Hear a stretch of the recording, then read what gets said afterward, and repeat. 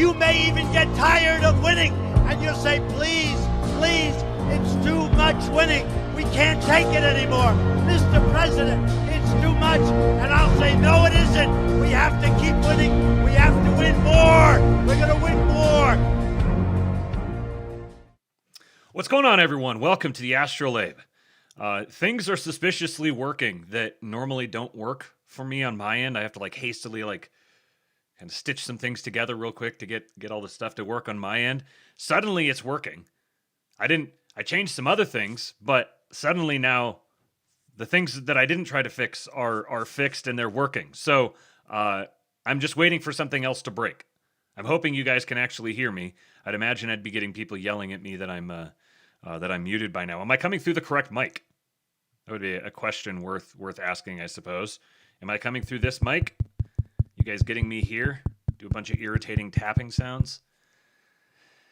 I think it should be good. Loud and strong, good sir. Excellent. Well, how you guys doing? We must pour one out here at the start of the show for the... Let's see, how many minutes am I? 2 minutes? What is the rule on YouTube? Is it 2 minutes or 5 minutes? Well, whatever. We're 2 minutes in on YouTube. We must pour one out for our poor Japaniggers because they have fallen. They have been slain by the Brazilians. For those of you who have not been on X, you perhaps have not witnessed the astonishing, legendary, groundbreaking levels of racism being thrown back and forth between Brazilians and our Japarians. They're simultaneously Japaniggers and Japarians. But yes, they got eliminated. They came, they taught us much. They blessed us with some fantastic clips. That one of the guy who said everything in Texas is huge or something. I can't remember. Just beautiful little snapshot of them. As we know, the Japanese are huge fans of barbecue. So they are huge fans of Texas. They are huge fans of Southern culture. This is their it speaks to them for some reason. It's like they have Texas culture and we have weebs. That's the what would that be? This is like the Texas version of weebs, or sorry, the Japanese version of weebs, but they're like inverted in their slutty milk. Get on that. My first thought was Hebe. There's probably got to be some sort of play with Hebe and HEB, but that's probably getting too obscure. This is why I don't make the memes. I just share them. Yeah, they have little Texas in Tokyo. Yeah, our greatest ally has fallen, but they have demonstrated Welcome to the just how, homos. Thank you, Emperor Atreides, for the gifted sub. They have demonstrated just how effectively they can rise again as a culture. They can experience great defeats and still suddenly bring themselves back. So I'm not gonna, I won't mourn them for too long. They wouldn't want me to. I know they're gonna get right back to work. We can have globalism if it means it's centered around an American hegemon. Yeah, like American imposed globalism, like imposed respect, imposed global respect for the actual American identity. Yeah, we can absolutely do that. We'll maintain the seaways. We'll maintain all of the global payment rails. We'll do all of that. Don't worry. The tip goal is out of control again. That's one thing I've been unable to fix. When those come through, they do not work correctly. What would that have been? That would have been 30. Okay, so there's, you can see there already is a little bit toward the tip goal today. Thank you to Steven and Nickajack.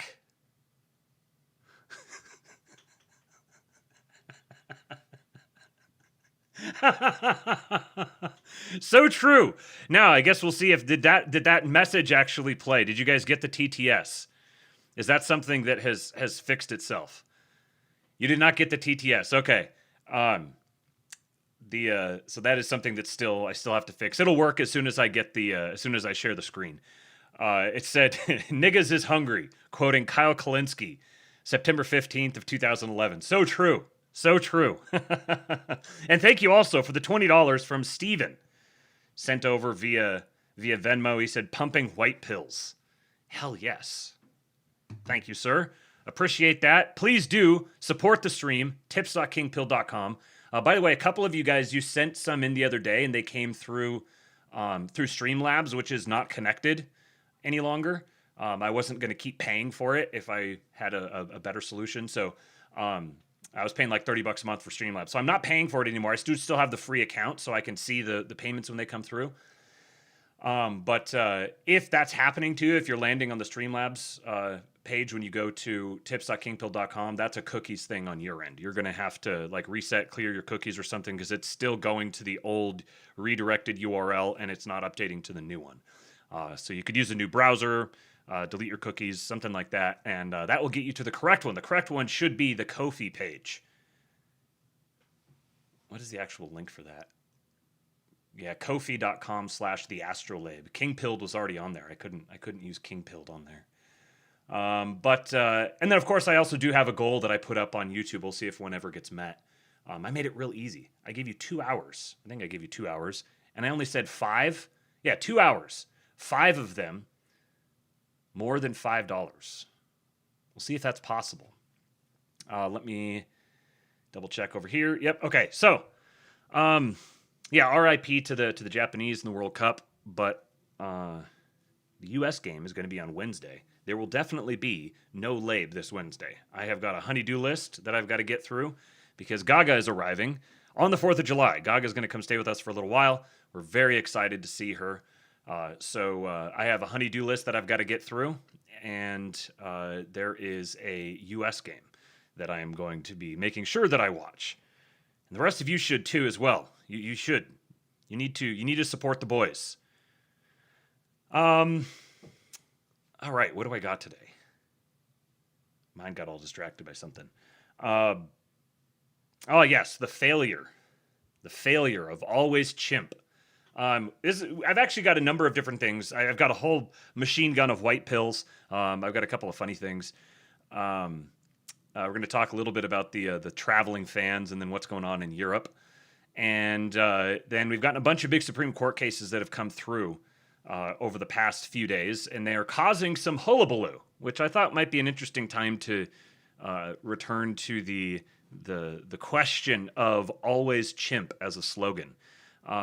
So we'll get to that part here after I lay some other stuff out, and then again, a whole bunch of white pills, and then just depending on how things are going. In other words, depending on how close to the different goals we are getting.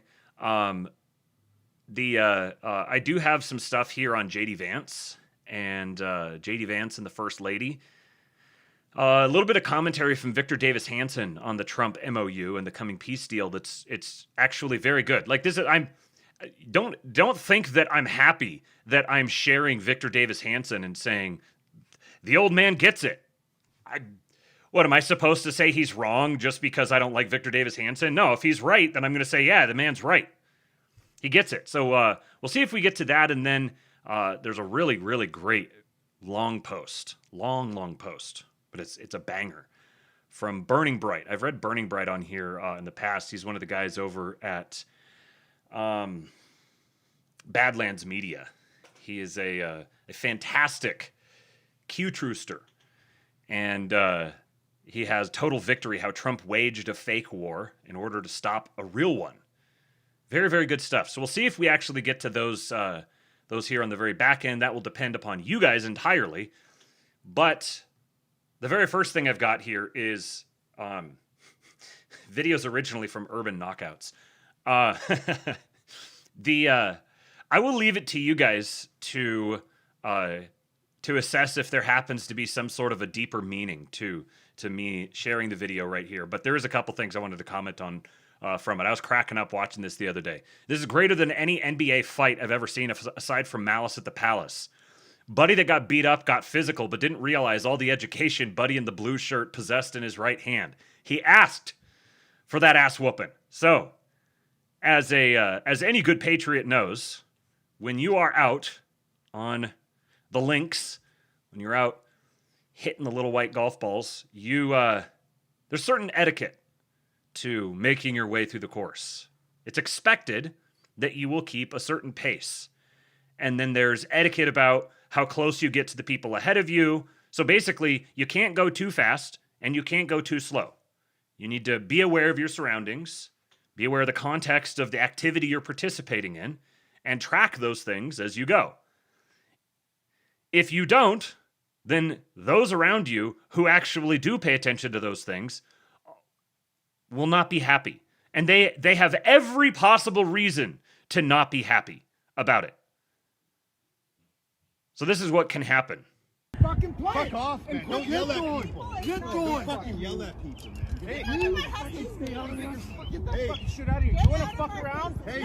So we've got white guy in the blue shirt here, and then we've got white guy in the white shirt over here, and then there's another character who comes into the picture as well. But you can see you'll pick up from the conversation here that this is a disagreement over pace of play. You want to fuck around? You want to go? You want to go, motherfucker? Oh yeah. It's Monday night fucking go. Watch the role.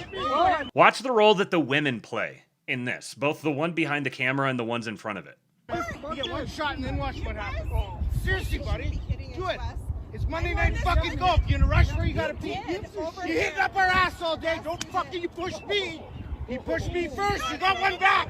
You got one back. Oh, you want to punch? Here we go. You heard him said he said you're hitting up our asshole. What do you got somewhere to be? Bring it on, buddy. This is retarded.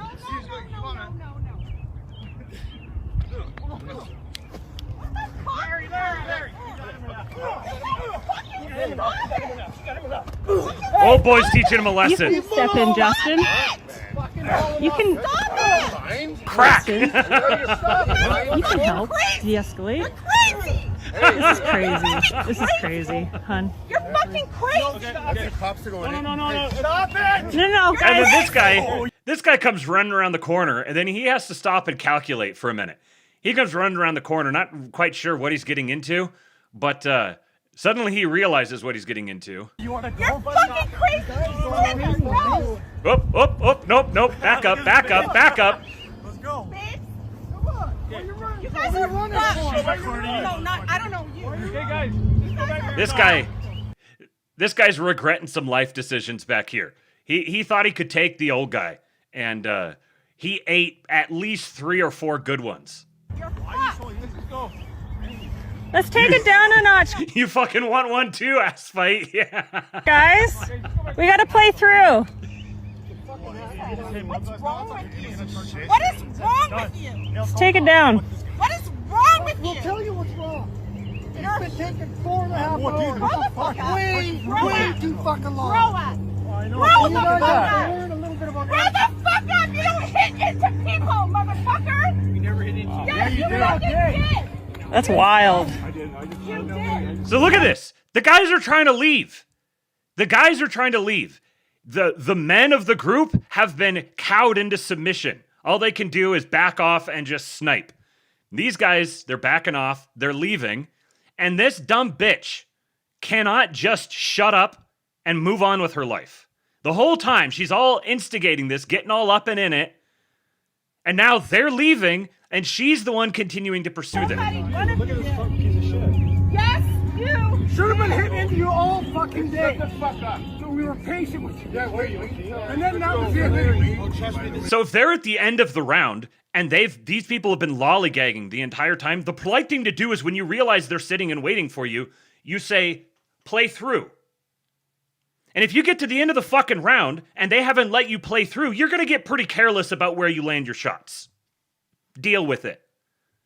You didn't play through. These are they're spoken, but they're also unspoken etiquette. Some courses will actually really formally enforce them. This is higher and higher levels of culture. The more you pay to get in there, the higher they're going to enforce the standards. But the people who were playing slow, I can tell just from watching the way they comported themselves throughout the entire thing, the people who were playing slow, lollygagging, no awareness of anything around them, just going through doing their own thing, they were 100% at fault. And if they got hit into, deal with it. Play faster. This is never happening before. You think this You don't get away with that shit. What is wrong with you? This is fucking you. You guys are My wife's fucked in pregnant, the so they've been head. hitting us the whole Fucked in the time. head. Thanks. Grow the fuck up. Learn how She's to still golf. going. Learn how to golf, really? I know, that's why I'm doing it. That's why I'm doing it. This is assault. I told him that. Yes, you fucking did. No, I didn't. One of you did. Yeah, that's why I'm doing it. It's not to be a media junkie, but A crew of weak men, they get their asses kicked by some old dudes, and then they cannot take their broad and stuff her in the cart and tell her to shut up. Because she's going to get more of their asses kicked. This is like, you could write books about the sociological elements at play in this entire interaction. Yeah, motherfuckers. You guys are fucked. Fucked in the head. That guy started it. That's club town. So, I don't know if there's actually been like legal getting involved. Like the state shouldn't even get involved in something like this. This is where let's throw the libertarians a bone. The state shouldn't even get involved in this. Yeah, you had your fisticuffs, and some people left with their tail between their legs, and the other people moved on. Some guy's got a fat lip or some teeth knocked out that he's got to go deal with. Yeah, that's the cost of getting in a fight. Just don't get in a fight. You don't get to go complain to the cops. No, you got in a fight, you got your ass kicked, move on with your life. But you'll notice early on in this video here, You're gonna hit me. You're gonna hit me. Go ahead, man. You get one shot and then watch what happens. Seriously, buddy. Do it. It's Monday Night fucking Golf. You in a rush where you gotta pee? You hitting up our ass all day. Don't fucking you push me. so there you go. There's the initiation of the physical encounter. He pushed me first. You got one back. You got one back. Oh, you want to push me? Come on, man. Bring it on. Bring it on, buddy. this is retarded. Now listen to the lady behind the camera. Larry.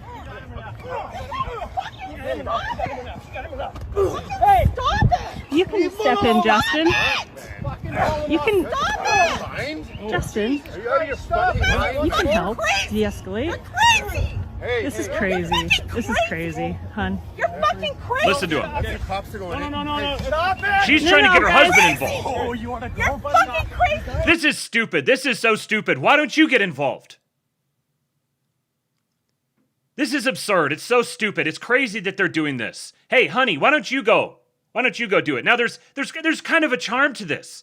She clearly just thinks her husband is the most powerful man around. So she just has implicit trust that if you step in, you'll be the one who sorts it out. So there's a role for the woman to play to be like, hey, honey. And then he could say, nope, not happening. If you're out on a golf course, these other people are fist fighting with each other and you're third party, you don't need to get involved. There's no reason to step in. Let the guy beat the piss out of the other dude. Who cares? You have zero reason to get involved in that. So the man needs to be the one who's exercising the discretion about at what point do I enter this physical encounter. The women clearly have zero capacity for understanding the dynamics at play. This is like women watching men having a physical encounter is like men watching women try to decide where they want to eat. It's the two memes. It's the same thing. Women do not have the capacity. I mean, obviously, I'm speaking in broad terms. Individuals can pick up better than others, but generally speaking, the woman here has no idea she's the one in there instigating this whole fight that she's so horrified by. She has no apparent awareness of the rise and fall of the fight and when you just let the fight go. The other woman is like, oh no, it would be totally appropriate. These guys are breaking out in a brawl. It would be totally appropriate for you, honey, to go in there and, like get yourself. I mean, even if he goes in and he overpowers them, is he going to get in legal trouble? Is he going to get in pick up some medical bill, get teeth knocked out? For what?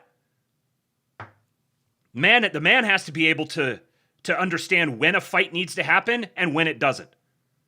That's the masculine responsibility.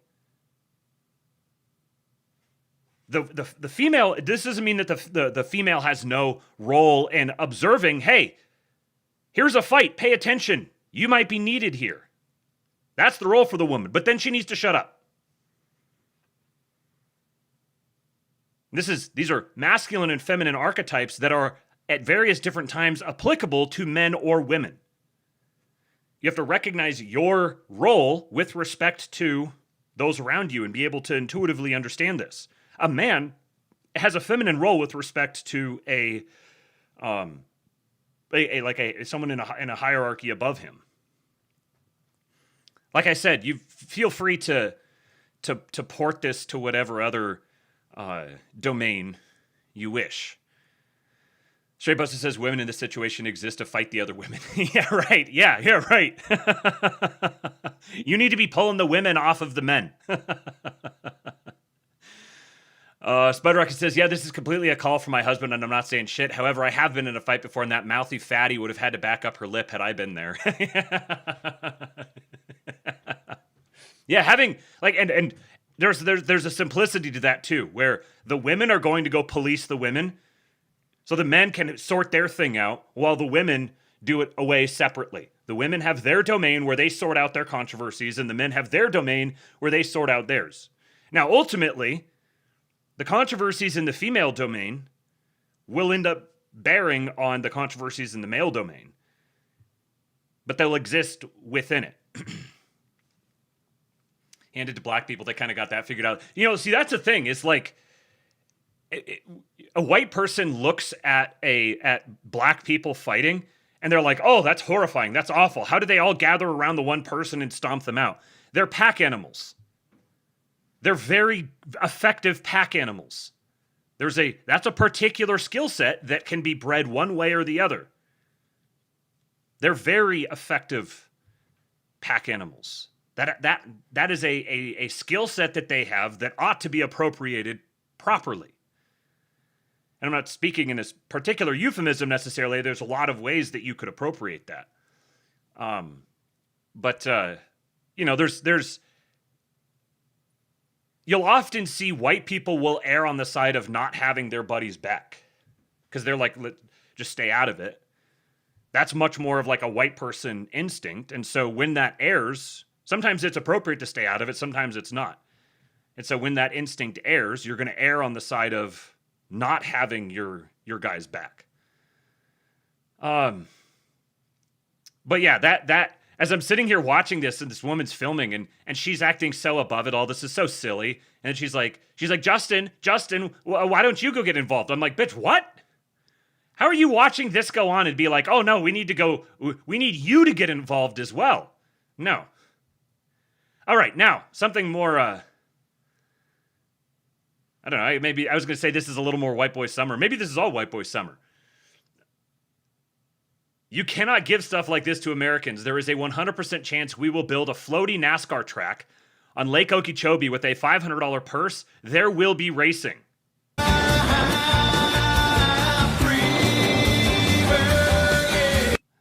Hell yes! As with many of these videos, the only problem with this one is it's too short.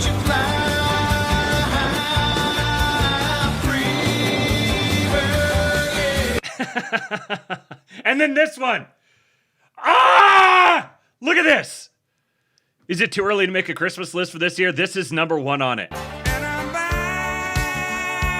Look at it.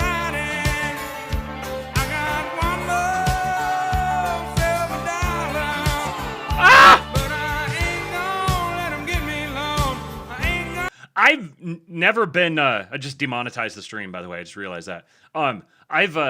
I've never really had the urge to buy a boat. You know, that's like it's like the meme. It was kind of this is like a boomer meme. Like you buy a house, then you buy a boat, you buy a jet ski. I've never really had an urge to buy those things. I just got the urge to buy a boat. I want this boat. This is glorious. You could even, if you have like a little stand here, you could put an umbrella. Just sit up over here, you sit out there and have like drinks and eat your food or whatever while people are jumping off the sides. This is fantastic. God bless America, man. All right, now these ones, these next 2 videos came across my timeline within 5 minutes of each other. And when that happened, I realized we need to watch them again. This is the internet. This is the gods of the internet looking out for me and telling me, you guys need to watch those again. When we win, we're going to make a museum for all of our edits.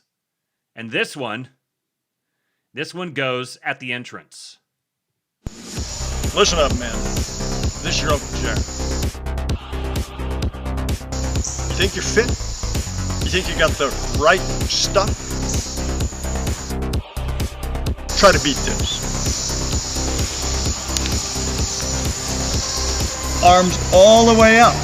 Anything short is cheating. Now I am become death, the destroyer of worlds.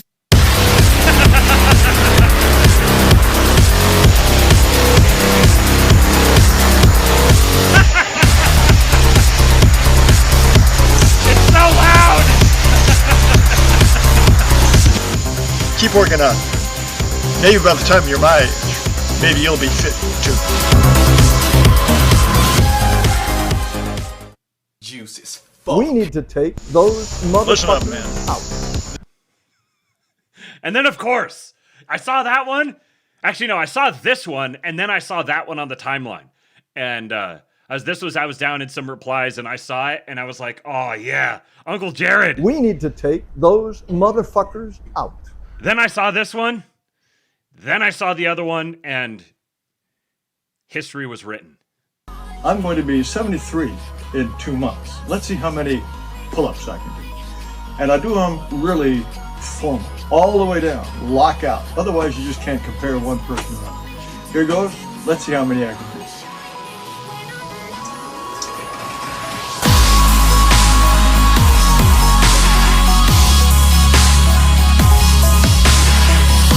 The Hitler point! Reviving Hitler!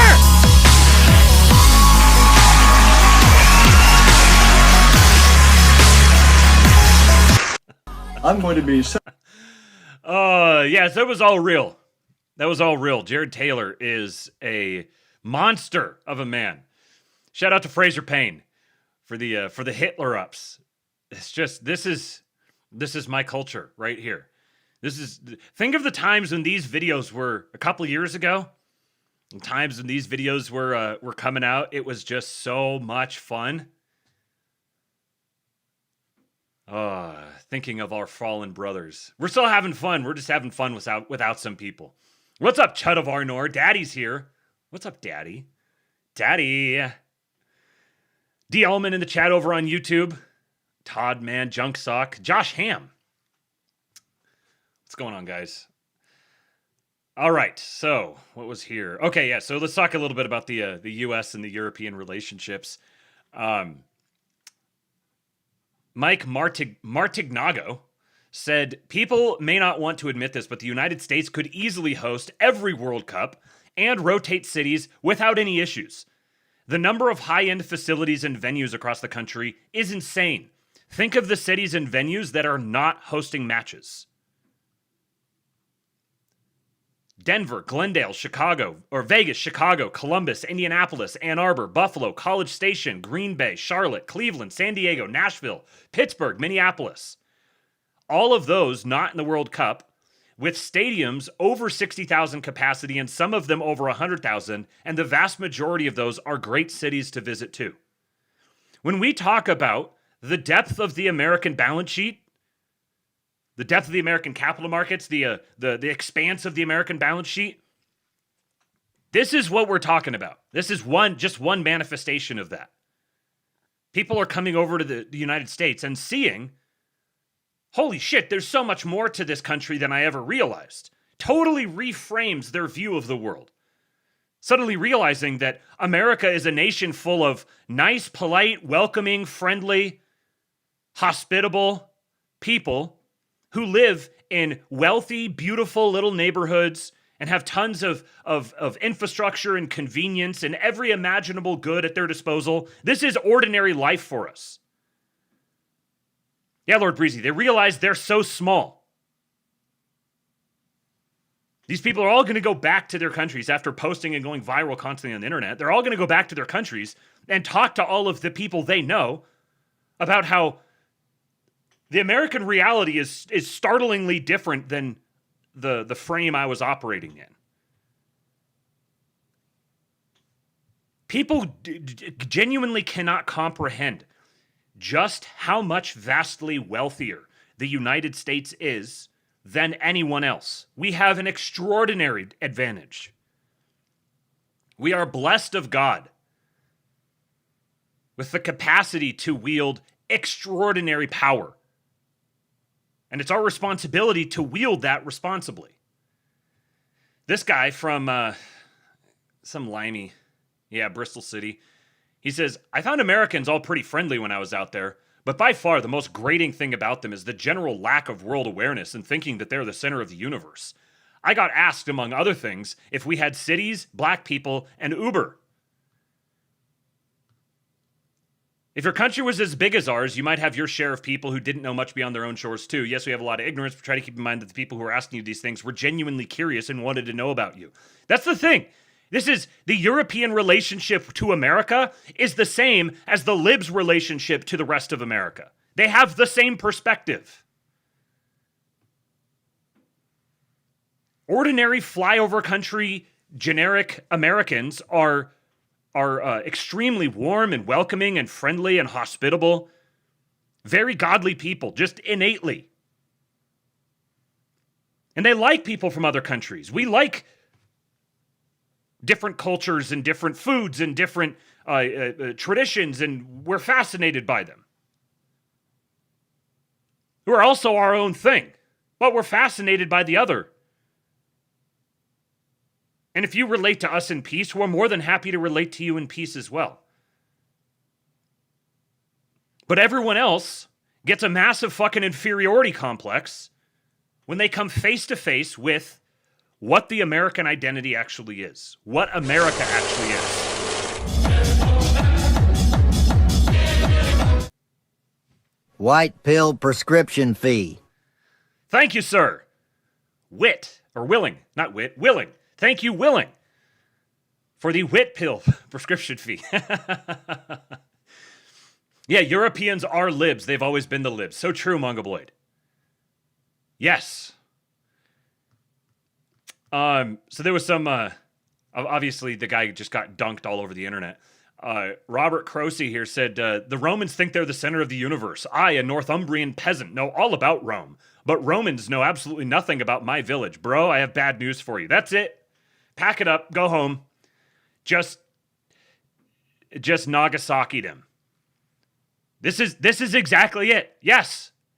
You, a Northumbrian peasant, there will be plenty of people, like anyone you meet in Rome, will be like, oh, cool, you're a Northumbrian peasant. What's Northumbria like? What's life as a peasant like? What sort of advantages and disadvantages do you have? Tell me about your perspective. But if you're a Northumbrian peasant with a Napoleon complex, I really shouldn't use that term. That's kind of a misappropriate. We're going to redefine the Napoleon complex. That's what we're going to do. It's not a negative, it's a positive. If you've got little man syndrome, like national level little man syndrome, then you just can't get over this. They can't get over the fact that America is better than them, and yet America is still nice and kind and friendly and great. Both of these things are possible. It's possible for you to recognize that there is a superior nation that you will be forced to acquiesce to, and you will be treated well. You will be respected. You'll be invested in. You'll be protected. The American spirit is a unique thing in world history. And obviously it has its downsides. Obviously there's flaws, and most of them are all, like, as things always are, the flaws are typically like the strengths mismanaged. It's really cute how US thinks of themselves as the new Roman Empire, but Rome brought civilization, culture, and improved the conquered territories, while US only bings war, debt, and destruction. US is more a new Mongol horde.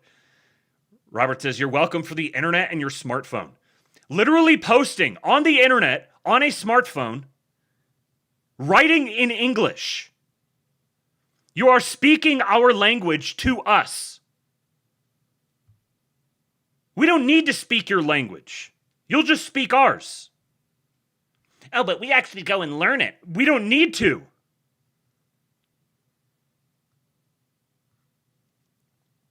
Americans are most grating when they literally conceive of themselves as being the center of the universe, which I've dealt with more than a few times.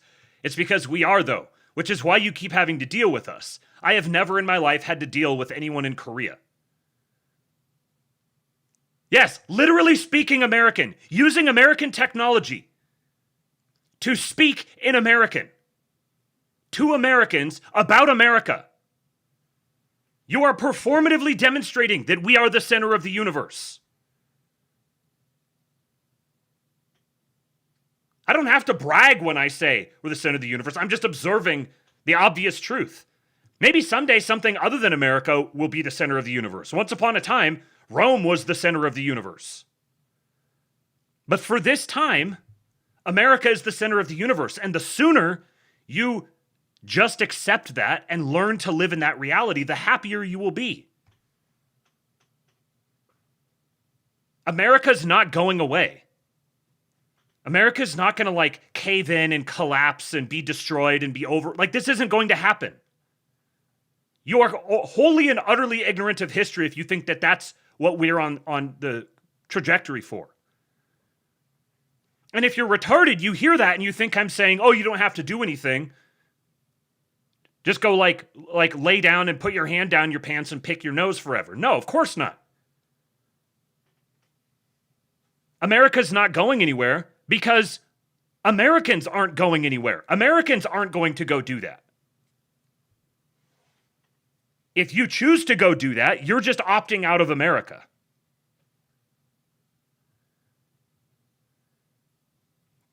I think was there more on this? No. Okay, so then there was this one. On the flip side, the best part about this is Canada is also hosting.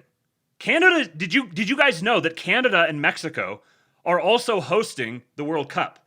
It's considered being hosted by the United States, America, or United States, America, and America. United States, you might say Canada, United States, and Mexico. And nobody even knows that. Even people that are sort of aware of the World Cup and stuff that I've talked to are like, oh yeah, that's right. Oh yeah, I guess there are games in Canada and Mexico as well. The vast majority of them are in the United States. And the United States is all anyone's talking about. Aesthetica said the best part about this is Canada is also hosting, and we've not heard a single positive thing about Canadian cities from European tourists, because Canadian cities are just European cities done badly. The only thing we've seen is complaints about the dirty streets, heroin needles everywhere, and rude Indians ruining the experience. Decades of hostile liberal foreign propaganda dispelled in a matter of weeks. And look at this. Ben Braddock says, thanks to the warmth, hospitality, and generosity of Americans like the Alabama restaurant owner who fed this Irish couple dinner and refused payment, this World Cup is boosting America's reputation around the world to levels I have never seen in my life. Can you believe that? Oh my god. I feel so bad. He said he covered our food. He wanted to cover our food. He took care of it, he didn't let us pay. I did not expect any of that. I know, we got the free dessert and I was like, oh my gosh, that is so nice. He just covered the whole meal. And then took our photo and... I don't even have any words. No, I honestly I don't. know, I don't know what to say. I feel a bit speechless. I feel like maybe, I don't know, mailing them whenever we get home or something, or... Oh, yeah, I feel like I need to give them something. I hope they know. Maybe some of you guys will watch this video. Yeah. We could not be any more grateful for how friendly and how welcoming you were here in Scottsboro Liberty Restaurant. Honestly, that means so much to us. We really appreciate it. All of the food was absolutely top class, and we hope that look at that place. Hope that we can send some people. All of the food was absolutely. Look at the place they were eating. They're somewhere in Alabama, just sort of right off the beaten path, little highway side diner. wearing Bama shirts, raving about the generosity and just what a tremendous experience it was. Absolutely top class, and we hope that we can send some people your way, because you really deserve everything like that. Thank you so much. From the bottom of our hearts. Genuinely. I'm moved. Like, I just feel like I could start crying. Especially because this is literally a small town that we pulled over in. We were starting to get a little bit hungry. We didn't expect anything. It's just a little diner we walked into. Looked cool, but we did not expect what unfolded just there. No, none of it. Like, then it was the fridge magnet, and then it was sign our wall, and then, like, the free dessert, and then the whole thing being covered. Yeah, like, and just every 2 minutes there was a different member of staff over asking how we were, chatting to us and asking about, you know, what we're doing here and our travels. And since we walked in that door start to finish, it was overwhelming, to be honest. I think that's the only word for it. Yeah, out of this world. Like, you just wouldn't get that anywhere else. Zero chance. Never had an experience in a restaurant anywhere in the world, at home, abroad, anywhere like that one there now. It is just amazing. I genuinely didn't realize just how bad Europe had gotten. Maybe some of our Euro bros can confirm. I mean, we're getting one particular experience here, but the degree to which they are absolutely flabbergasted by this is crazy. Because this is like, this is great hospitality. This is what you do in America. This is when there's a special moment or a special event, you just buy the thing for them, or you cover it. It's on the house. Don't worry about it. This is standard American hospitality that I've just taken for granted. It's like when you don't get this in America, it's like what sort of operation are you running here? So nice. I feel at home, and I feel gutted to be leaving. This was our last stop in Alabama before we leave for the final time and move into Tennessee, and I don't think we could have a better ending. I think that's... And they're going to Tennessee! Alabama than that. Sums Alabama up. What a way to end it. Oh. I'm speechless. Yeah. I almost feel like high, like giddy, like what just happened? Like, that is crazy. Now, I will say, for any other Euro bros out there, if you too want to be assured that you will have this experience, you should absolutely lean into your European accent as much as possible. It helps if you are white, and wear Bama gear into a little small town diner in Alabama. If you do that, I guarantee you are going to get hospitality the likes of which you have never imagined. Ben Braddock says, I think there's a good chance that European countries shift significantly more towards the American South in their policies, particularly as it pertains to economic dynamism and personal freedom. Think about this. As this starts to pick up and gain steam, as the American century of greatness, the Great Trumpenreich, as it grows, these are the sorts of effects, like every other nation is going to start remaking themselves along the American model. European men long for guns and F-150s. They need both freedom and prosperity to get that. I could see an entirely new party springing up in Germany demanding to adopt Texas as their political ideal. It would do very well in Bavaria and Baden-Württemberg. A big push showcasing Southern hospitality came from a British YouTuber named Jack Ainsley a couple months ago, especially this video going viral. Made me want to move to Birmingham. Americans are actually very generous. We've forgotten this because we're being scammed, frauded, and taken advantage of by every third world brown who enters our land. So we've tended to forget our generosity, but it's in our nature. They wandered into Scotch-Irish Appalachia. I had the same thought. I was thinking, they found their long-lost countrymen, their home, and they don't even know it. The forced hate of Americans is simply because they see the major cities filled with anti-Americans that ruin our image. The America that they're seeing for the first time in hospitality acts like this and others is the America I've known all my life. This is the predominant America.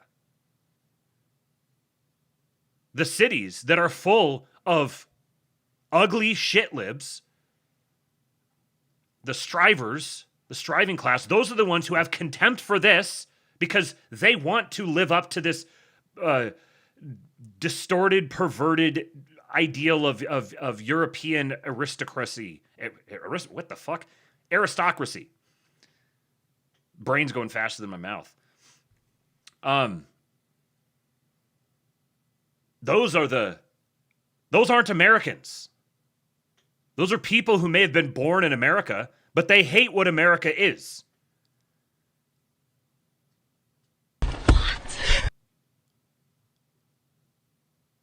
Beautiful, beautiful story. And he mentions Texas being adopted by parts of Germany. If you want a big white pill, this party is currently polling at around 40% in Austria. Thank you, Keith Woods. Very cool. Translated from German, remigration so that our history has a future too. How's that for a line?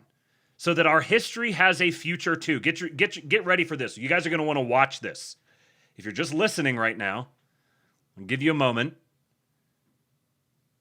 Pick up the phone, open the tab, whatever it is, and watch this.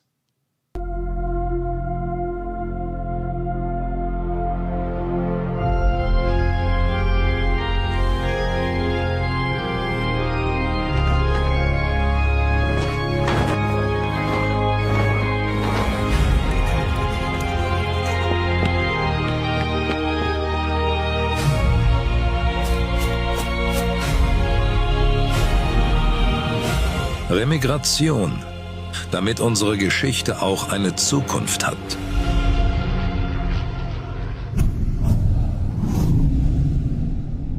It's happening. Isn't it fascinating that I don't think I have anything on the USAID thing here today, but isn't it fascinating that as soon as USAID gets defunded, all of a sudden we see copies of Bukele cropping up everywhere? It's almost as if there's like a, I don't know, would you call it maybe like a model? A model, and then this pattern of modeling that particular behavior.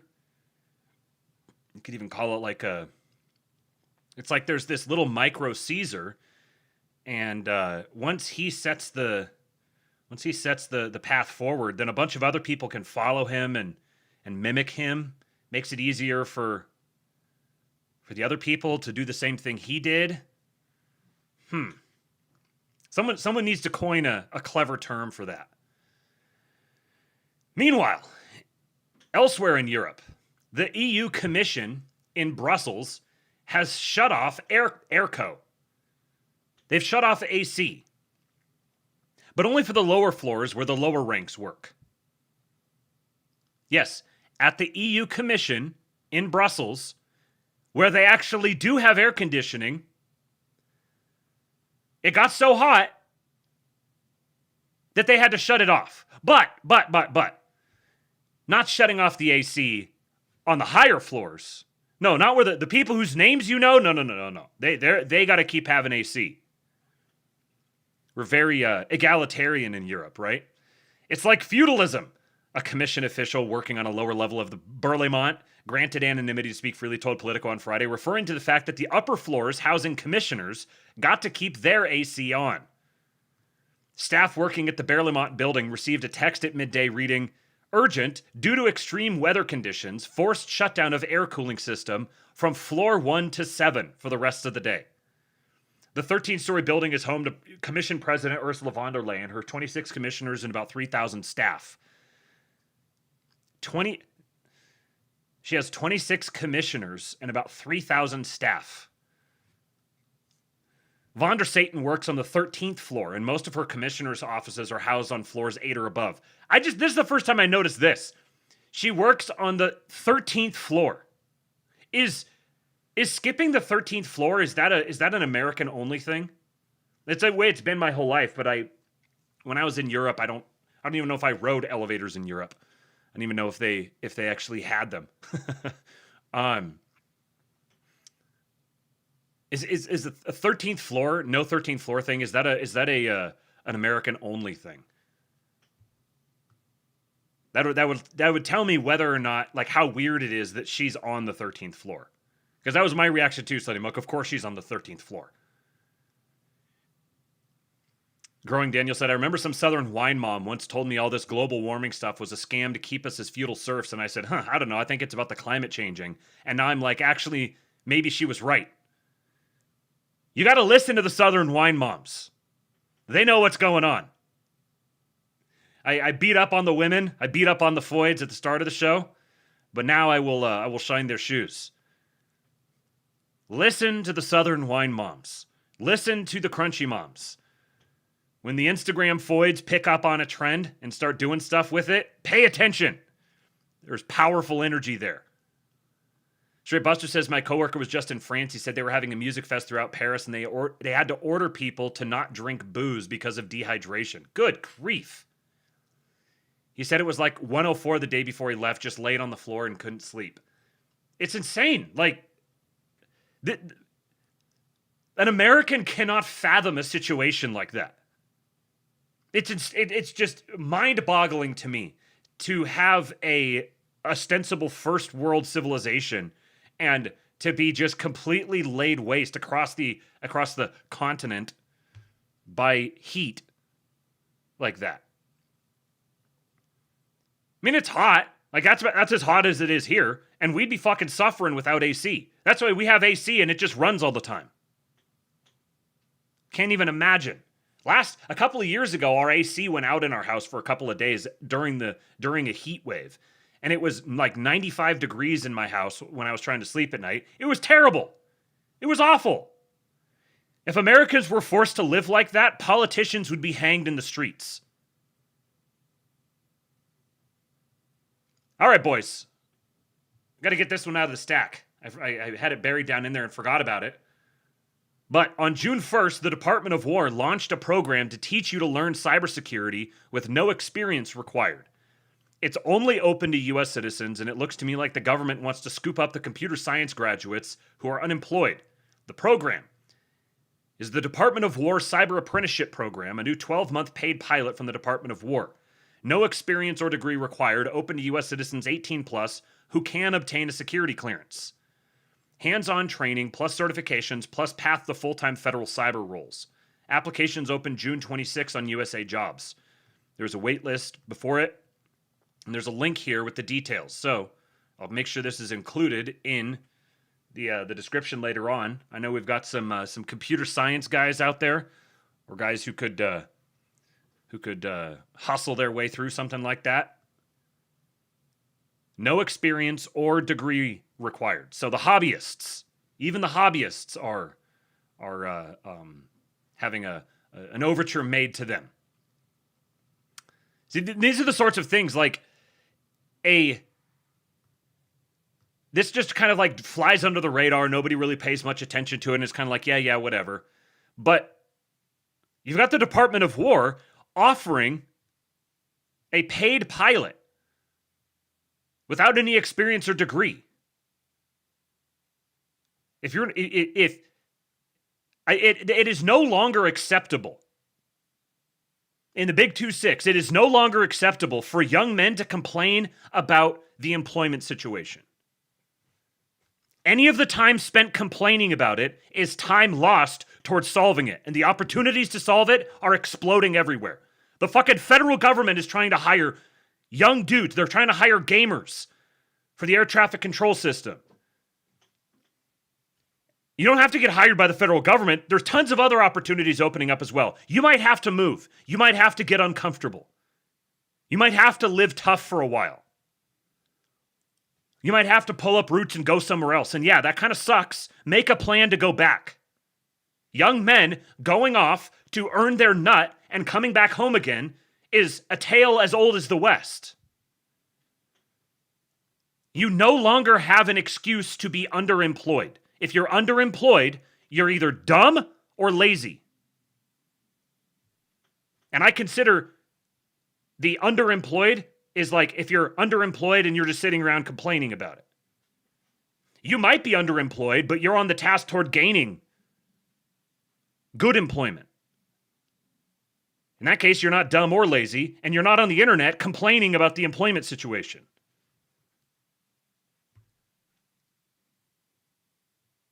The opportunities abound. So these sorts of things, they just sort of fly under the radar. It's kind of like whatever. And yet then I have to listen to retards tell me that the Trump administration's not doing anything. Things are getting worse and worse. It wasn't even this bad under Biden, and we're being betrayed every day. I can't afford to do a 24/7 live stream going through every single thing because that's what it would require. All of the people who are just constantly dooming out about stuff and bemoaning this great American century of humiliation and we're just losing wars and it's all bad and getting worse and Democrats are going to come and like put us in rape dungeons and it's not just that you're low information, it's that you're intentionally low information. You are willfully choosing not to seek out the information that would prove to you otherwise. We'll talk about this more here in just a little bit. I don't want to get ahead of myself.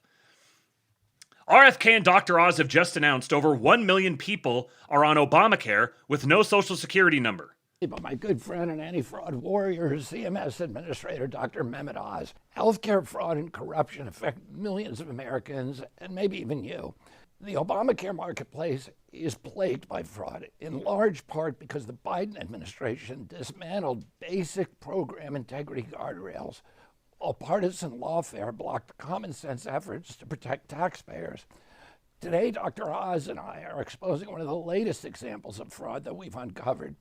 More than 1 million people enrolled in Obamacare without Social Security numbers on file.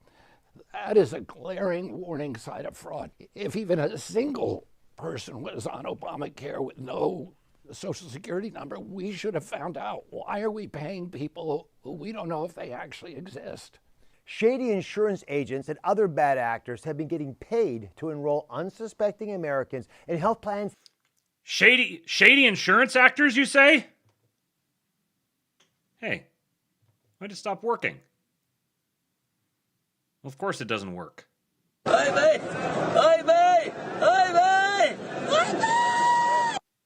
And you know how I feel about it not working?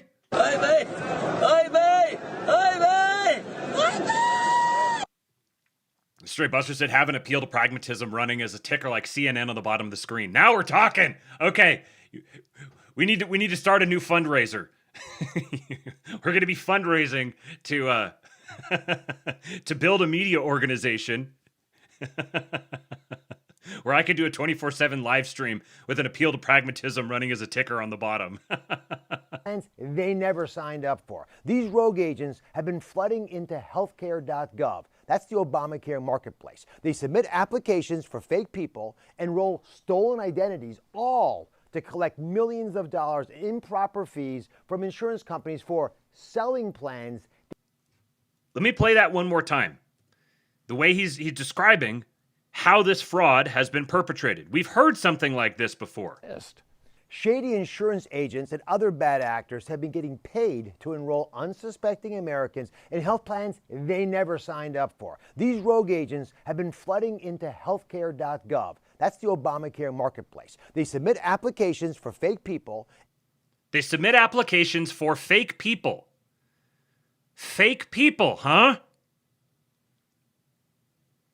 How many of these programs have existed entirely through fake people? Fake migrants collecting benefits. Fake students getting student loans. Fake people on Obamacare. Enroll stolen identities, all to collect millions of dollars in improper fees from insurance companies for selling plans they never legitimately sold. Some of these agents refuse to follow basic rules, like providing their client's Social Security number. That, my friends, is a huge red flag. These fraudsters deliberately pick plans with no premiums. No premiums means no bill. No bill means most people never know that they've been enrolled in a plan that you and I are paying for with our taxpayer dollars. The only people who benefit are the fraudsters. The Trump. So if they do the no premium plans, then the insurance agents and other guys, they can get the credit for having sold these plans, but there's nobody who actually sold them. And the people who are like you could have something under your identity right now, and you don't know because you're not being billed for it. Trump administration has zero tolerance for that. So here's what we're doing about it. In May, we took swift action to block this fraudulent behavior directly on healthcare.gov and through our marketplace call center. If an agent wants to be paid, they must follow the rules. No ifs, ands, or buts. They are going to have to provide government-verified information for their clients to be enrolled. Thanks to this adjustment, Mongoloid. The ship that got blown up in the Strait was probably carrying a dirty nuke or military personnel. Same with Venezuela and North Sea. ARC is real. Euros are big mad. Yeah, I would not be surprised at all. I think that there was absolutely a with Venezuela and with Iran. I feel like there's basically zero possibility that there isn't some faction of people somewhere who have a dirty nuke that they're trying to transport around, and that's been informing activities. And the thing about these sorts of dark networks is that it could go just about anywhere. It could wind up in the Ukraine. Love that Dale is doing theories now. Yeah. Dale the Patriot. Strategy. We've already eliminated thousands of fraudulent policies, and we're just getting started. We're also working with insurers to cancel every policy that should never have been issued and recover every taxpayer dollar that was fraudulently paid out. We're also scaling up our enforcement efforts to prevent these bad actors from finding new ways to manipulate the system ahead of the open enrollment system this fall. Because we know the bad actors don't simply stop when you cut off one vulnerable area. The Biden administration let healthcare fraudsters run wild.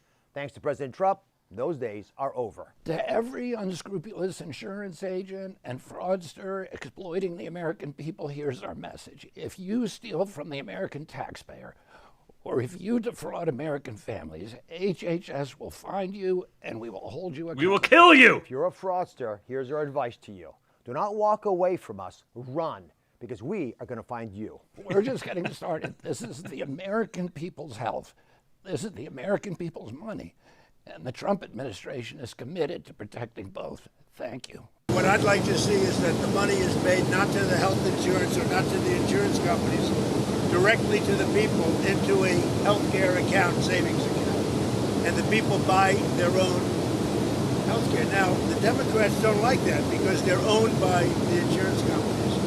The Democrats are owned by the insurance companies. So true, Mr. President. And I said this for a long time. Obamacare was set up by the insurance companies. They made a fortune. 1,000 points, they're going up 1,000, 1,250, 1,359%. That's all the money pouring in. I want the money to go directly to the people. Let the people buy their own health care. Now, this is not just about like fraudulent money, and it was like stolen taxpayer dollars and whatever. What was this money being stolen for? This wasn't just money being stolen by some guy to go buy a Bugatti, although there was that as well. This is one of the methods that was being used to fund terrorism through the DNC. He's identifying it right here. The insurance companies are the ones who wanted Obamacare. The insurance companies are the ones who are using it for fraudulent purposes.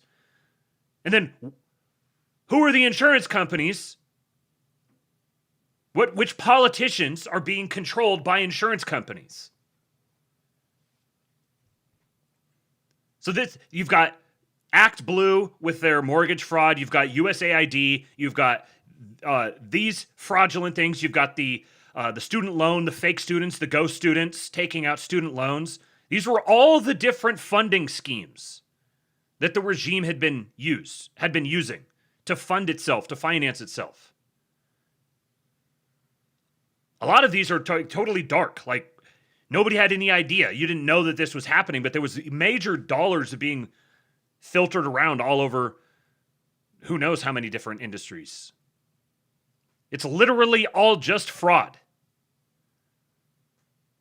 So each of these initiatives that they're undertaking, they put JD Vance in charge of fraud. Why do you think they put JD Vance in charge of fraud? Where do you think they think fraud is leading?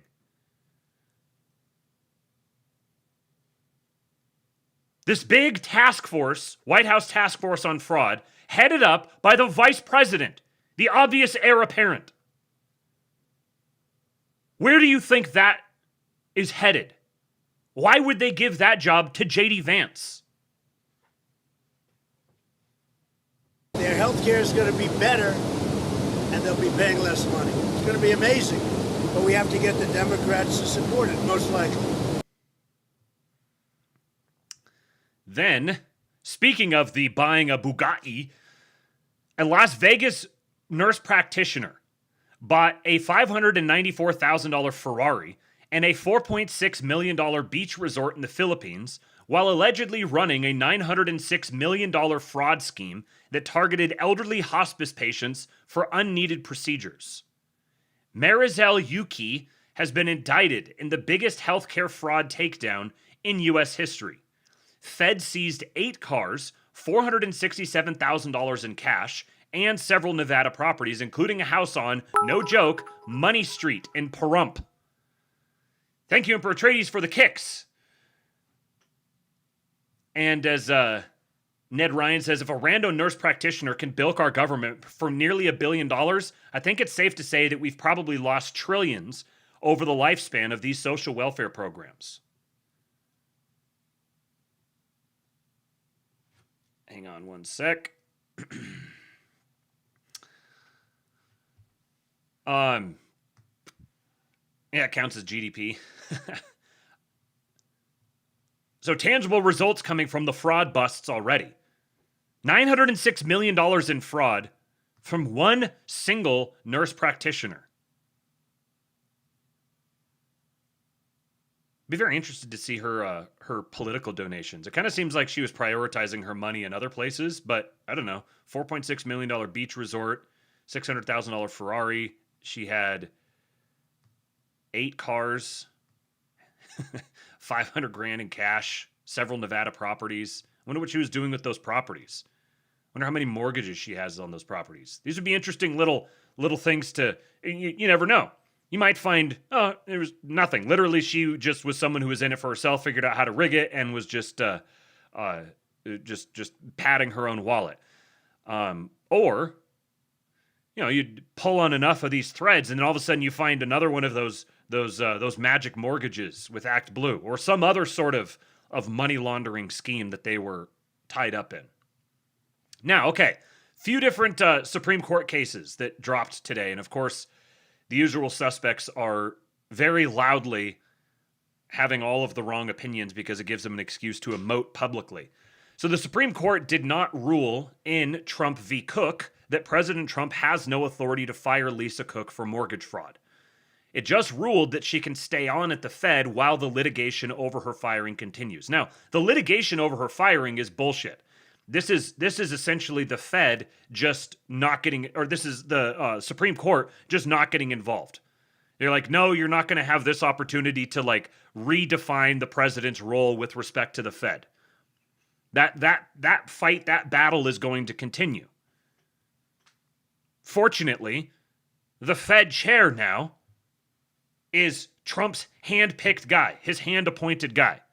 We'll have some stuff on Kevin Warsh hopefully tomorrow. But so this is a bad case, bad ruling. This is bad by the Supreme Court. But it's also not the end of the world. It's the Supreme Court saying, yeah, no, we're not going to get involved. Oh, what do you know? The Supreme Court is lukewarm and squishy. So life goes on. This is the big one. The big one that a lot of people were chimping about.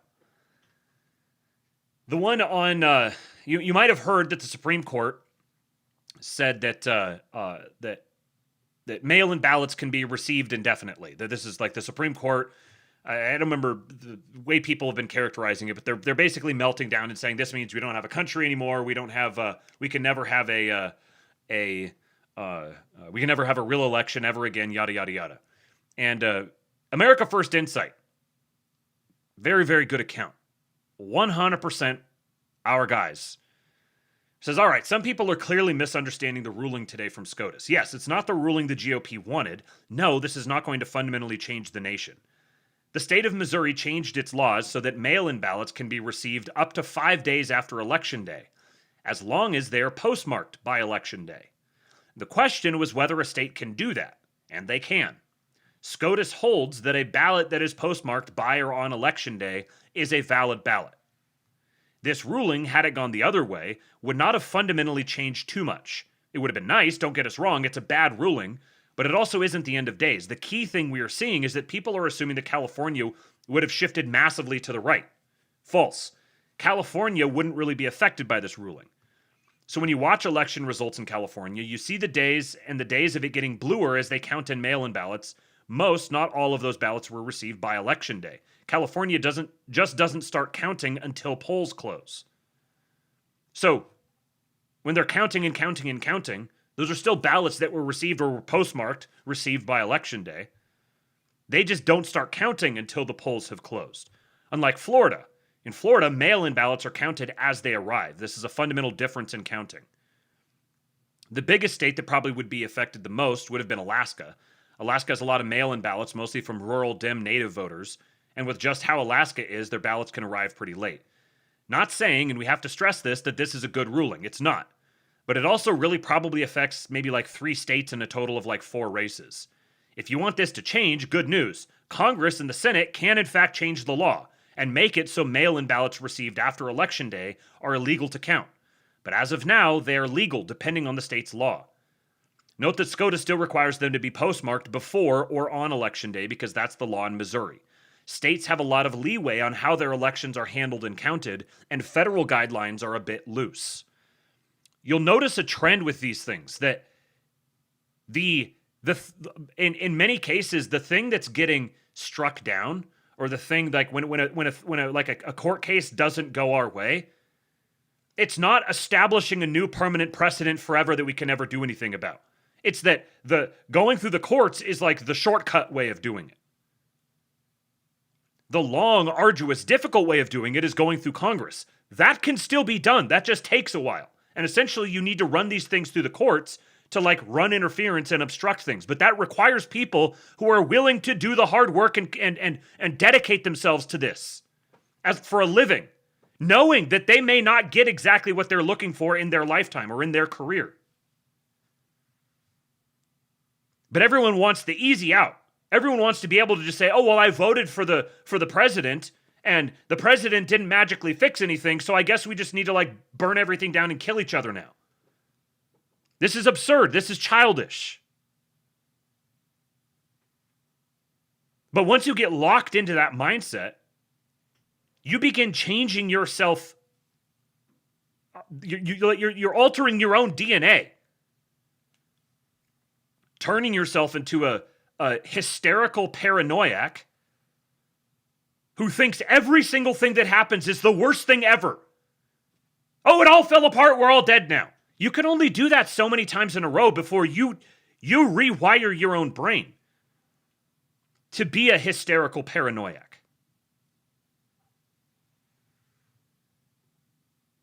Now, this was a good one. In a 6-3 vote, the Supreme Court rules that courts cannot review the government's decision to end temporary protected status for Syria and Haiti, and says that the challenger's race discrimination claim is unlikely to succeed. Lots and lots of 6-3 votes here on immigration matters, which is encouraging. Birthright citizenship vote is supposed to come down tomorrow. I'm not expecting the best. I think that that's another one that's going to require a long, hard, brutal slog. Hopefully, I'll be pleasantly surprised. So in this one, we talked about this a few months ago when it first came up, that the statute says that the temporary, the time covered by temporary is something that's completely within the purview of the DHS secretary to decide. And the DHS secretary can change it at will, arbitrarily. It's entirely within his or her authority. So this was very good. Then, let's see. No, that wasn't the... Oh yeah, I had this clip here because here we got Megyn Kelly reacting to this. And look, this has been going on for over a dozen years. Go home. Get out. We know our country's better than yours. That's because we filled it with our work ethic and our culture and our values. You being here only dilutes it for us, those who built it and live it. And half of you people, more than half of you, won't assimilate. We don't want you. We don't care if you're offended. Get out. Go home. Go back to fucking Haiti. Sorry. I'm thinking about our friends in Ohio. Preach, Megyn. Who've been Megyn. dealing with these TPS Haitians for years now, who are drunk driving all over their towns and killing people. This is the whole cats and dogs thing. Like, they don't want to live like Americans live. And this was supposed to be it was supposed to be temporary help. And it's turned into another backdoor way of allowing someone permanent residency here. Go back to fucking Haiti. Now, this headline, Newsmax, just in. Haitians who have been in the U.S. for years under temporary protected status can apply for permanent residence or for a temporary visa, Homeland Security Secretary Mark Wayne Mullen said Sunday. Let me read that one more time. Haitians who have been in the U.S. for years under temporary protected status. What if I swap this out and I say Haitians who have never been to the U.S. can apply for permanent residence or for a temporary visa? What if I said Germans can apply for permanent residence or for a temporary visa? What if I say Canadians can apply for permanent residence or for a temporary visa? Literally anybody can apply for these things. You're perfectly welcome to apply. Saying Haitians who have been in the U.S. for years under temporary protected status can apply for permanent residence or for a temporary visa means Haitians who have been in the U.S. for years under temporary protected status are like literally any other person who is not an American citizen. That's what this sentence is. This is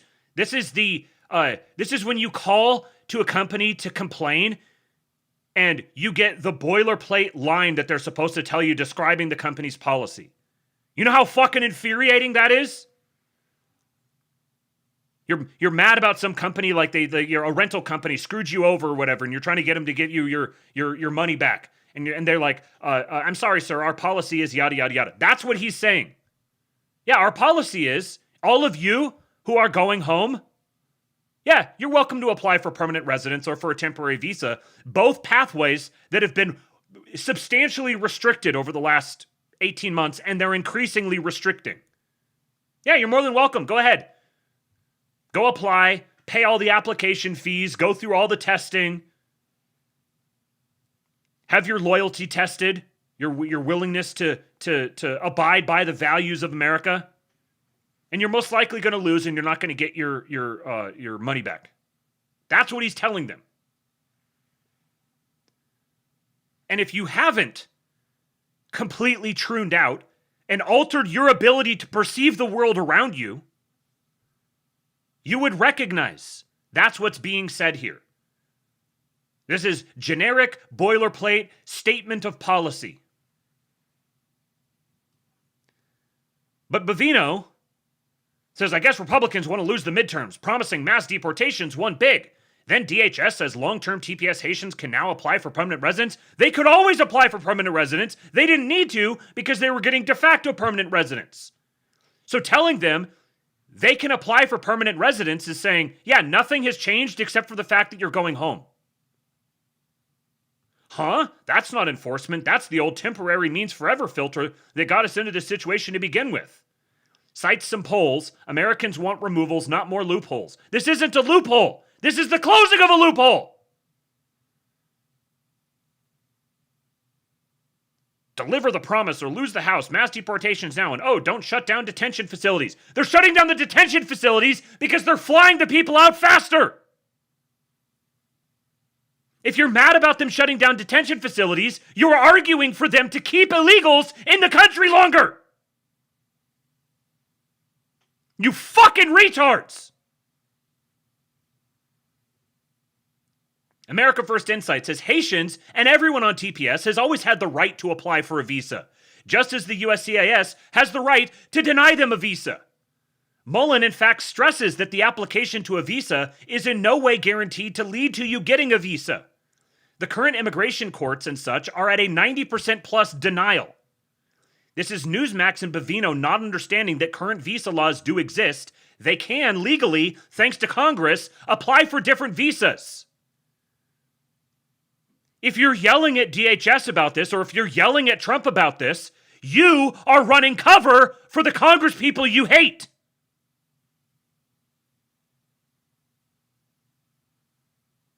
You got to get a fucking clue or stop commenting on politics publicly.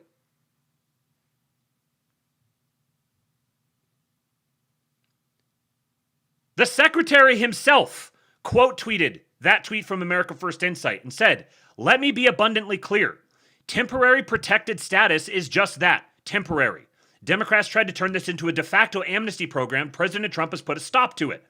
If you are in the country without status, you are here illegally. The program is over. You are here illegally.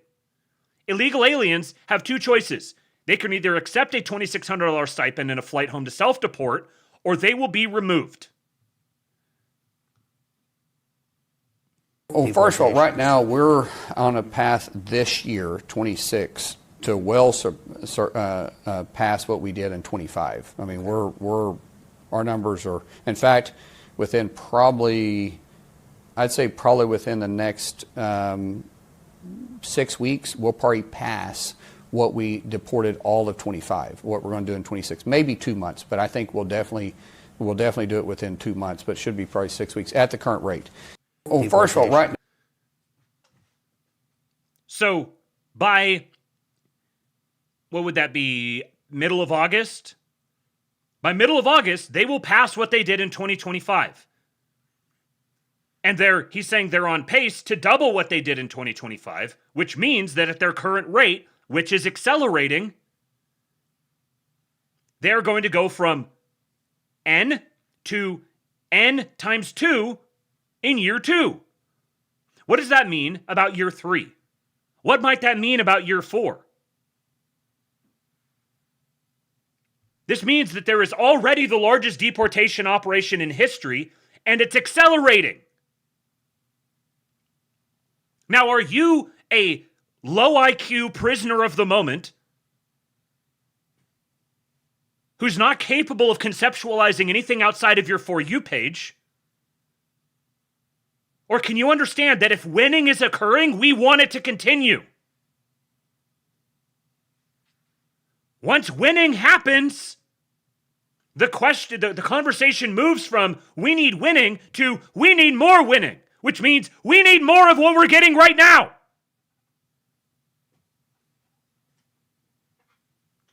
This means that any proposition to pull the ripcord and nope out of what we're getting right now is opposition to winning. You are the enemy.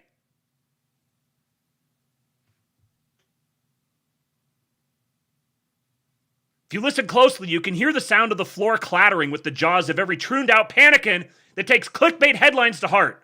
Panicans, log off for your own fucking good. You make for easy, low-hanging content, that's for sure. That's like the one good thing that you provide.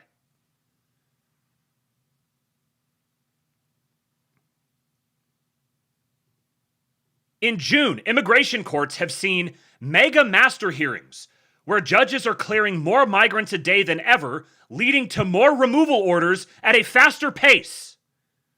This comes after in absentia removal orders hit record high in March and removal flights hit a record high in May. A new practice in immigration courts is putting hundreds of immigrants before judges at very short notice. If they fail to show or are unprepared, judges can order their deportation. In June, the number of these mega masters hearings grew. We need to call them MAGA masters hearings. With immigration courtrooms in New York City, Minneapolis, Baltimore, New Orleans, and a handful of other cities named as hotspots for this new tactic. New York City immigration judge Arya Ranasinghe was reportedly assigned 121 cases in a single day. Baltimore judge Vargas Padilla was assigned 120, and a judge near Minneapolis was assigned over 100, in a court where observers had never previously recorded more than 73. And they just had their neat little trick where they could just indefinitely set someone's file aside, pending review or whatever, and never address it again. They just took that little trick away from them. So they're cramming more cases than they know what to do with, while removing as many avenues as possible as they have to keep people here, and hiring as many new immigration judges as they can get, and loyalty testing the immigration judges that they're hiring. What more could you ask for? Have you applied to be an immigration judge? No? Then shut the fuck up. I don't want to hear it. I don't want to hear it. All the complaining about them not doing anything is literally you obstructing to make yourself feel better because you're soft and weak and cowardly.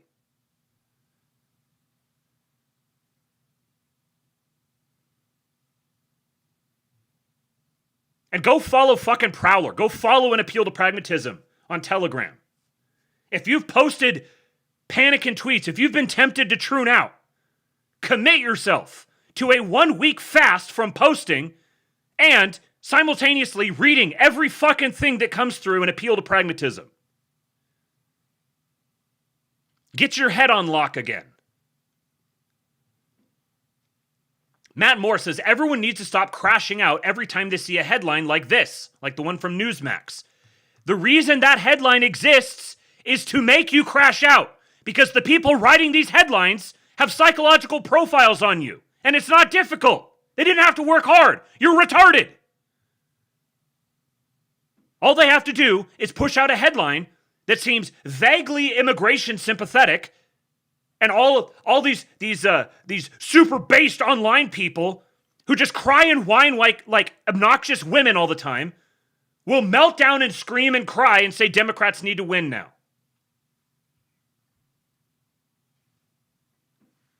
You are weak, soft, retarded people. You need to have your hands held. You need your own shoes tied for you. You want us to include the little applesauce packet as well? He says, maybe I shouldn't be saying this out loud, but DHS Secretary Mullen is currently pursuing a strategy of say one thing, do another. He's paying lip service to the emotional concerns of the left while also quietly taking care of business. In this case, yes, Haitian TPS holders can apply for an extended visa. Just don't tell the Democrats that these visas are currently getting denied at a rate of 97%. Deportation numbers are currently the highest they've ever been. Deportation flights are currently 2.5 times what they were 16 months ago.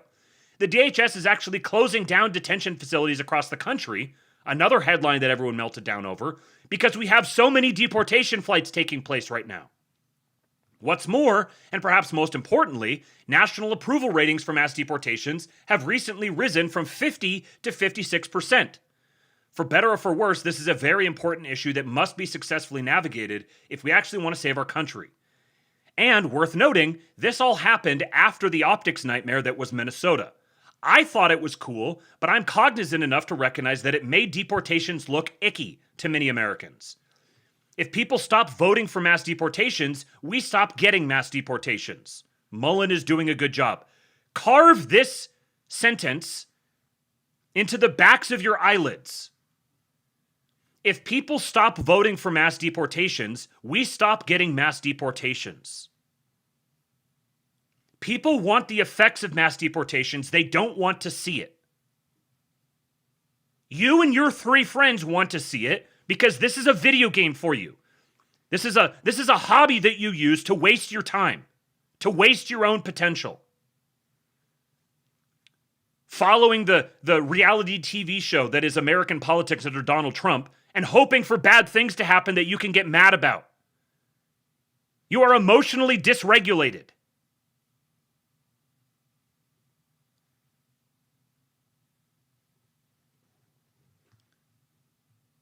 Mystery Grove said, I think always chimp has proven itself to be a really stupid strategy.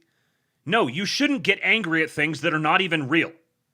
This will cause you to develop an inaccurate picture of the world, and as a result, you might engage in stupid or counterproductive behavior. And I said I could see this coming from light years away last year. Those who've been listening for the last year, you know that as soon as people started saying always chimp, I said, no, that's retarded. Do not always chimp. Even if we grant the thin premise that chimping is a generally productive activity in the first place in this context, always chimp implies that no matter what happens, there's always something bad you should be focused on and angry about. That's what naturally follows from always chimp. When you say always chimp, you're saying you are surrounded by so many bad things that no matter what good thing happens, you must immediately pivot to the next bad thing and yell and complain about it. Looking for bad things to yell and complain about is praxis. That's what always chimp means. Now, a smart person with an audience might think to himself, hey, it's just a slogan and we can pack in some nuance around it. But the problem is, most people are retarded and nuance is lost on them. And if you have an audience, you have a responsibility to that audience to recognize that many of them are going to be retarded. And you can't trust them to just parse the nuance. And even if you parse it for them, they likely won't remember that. They'll just remember the slogan. So it was a bad slogan. And frankly, I think that the embrace of that slogan actually substantially hindered what could have been a really powerful force for good, which is the narrative crafting ability that used to be present on right-wing Twitter. The whole Haiti thing, the whole TPS, they're eating the dogs, they're eating the cats, this came from right-wing Twitter. This is what we used to do. We used to move the ball forward. Now, the administration is way ahead of right-wing Twitter. Right-wing Twitter is being deprecated because it's been taken over by ignorant retards. So most people are retarded and nuance is lost on them. So they hear always chimp, focus on the slogan, ignore the nuance, and proceed to act like hysterical paranoiacs. It's literally the definition of kvetching. That's the greatest irony in all of this. Always chimp means kvetch endlessly.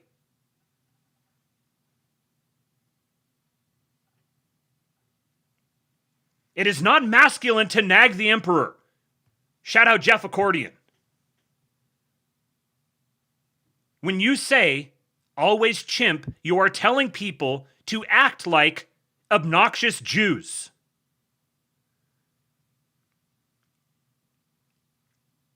Chimping is political gooning. That's good. Yeah, Lord Breezy, chimping is political gooning. It doesn't produce any good fruit.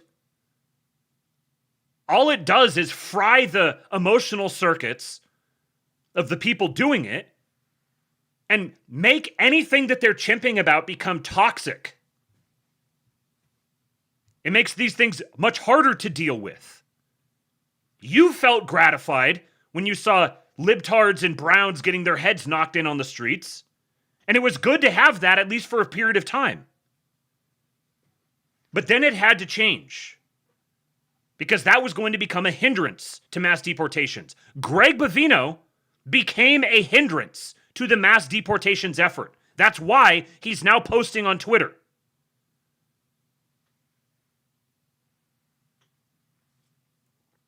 Oh, but he was like scaring people and stuff. Yeah, that's the problem. Remember what I talked about at the beginning here? Where was that?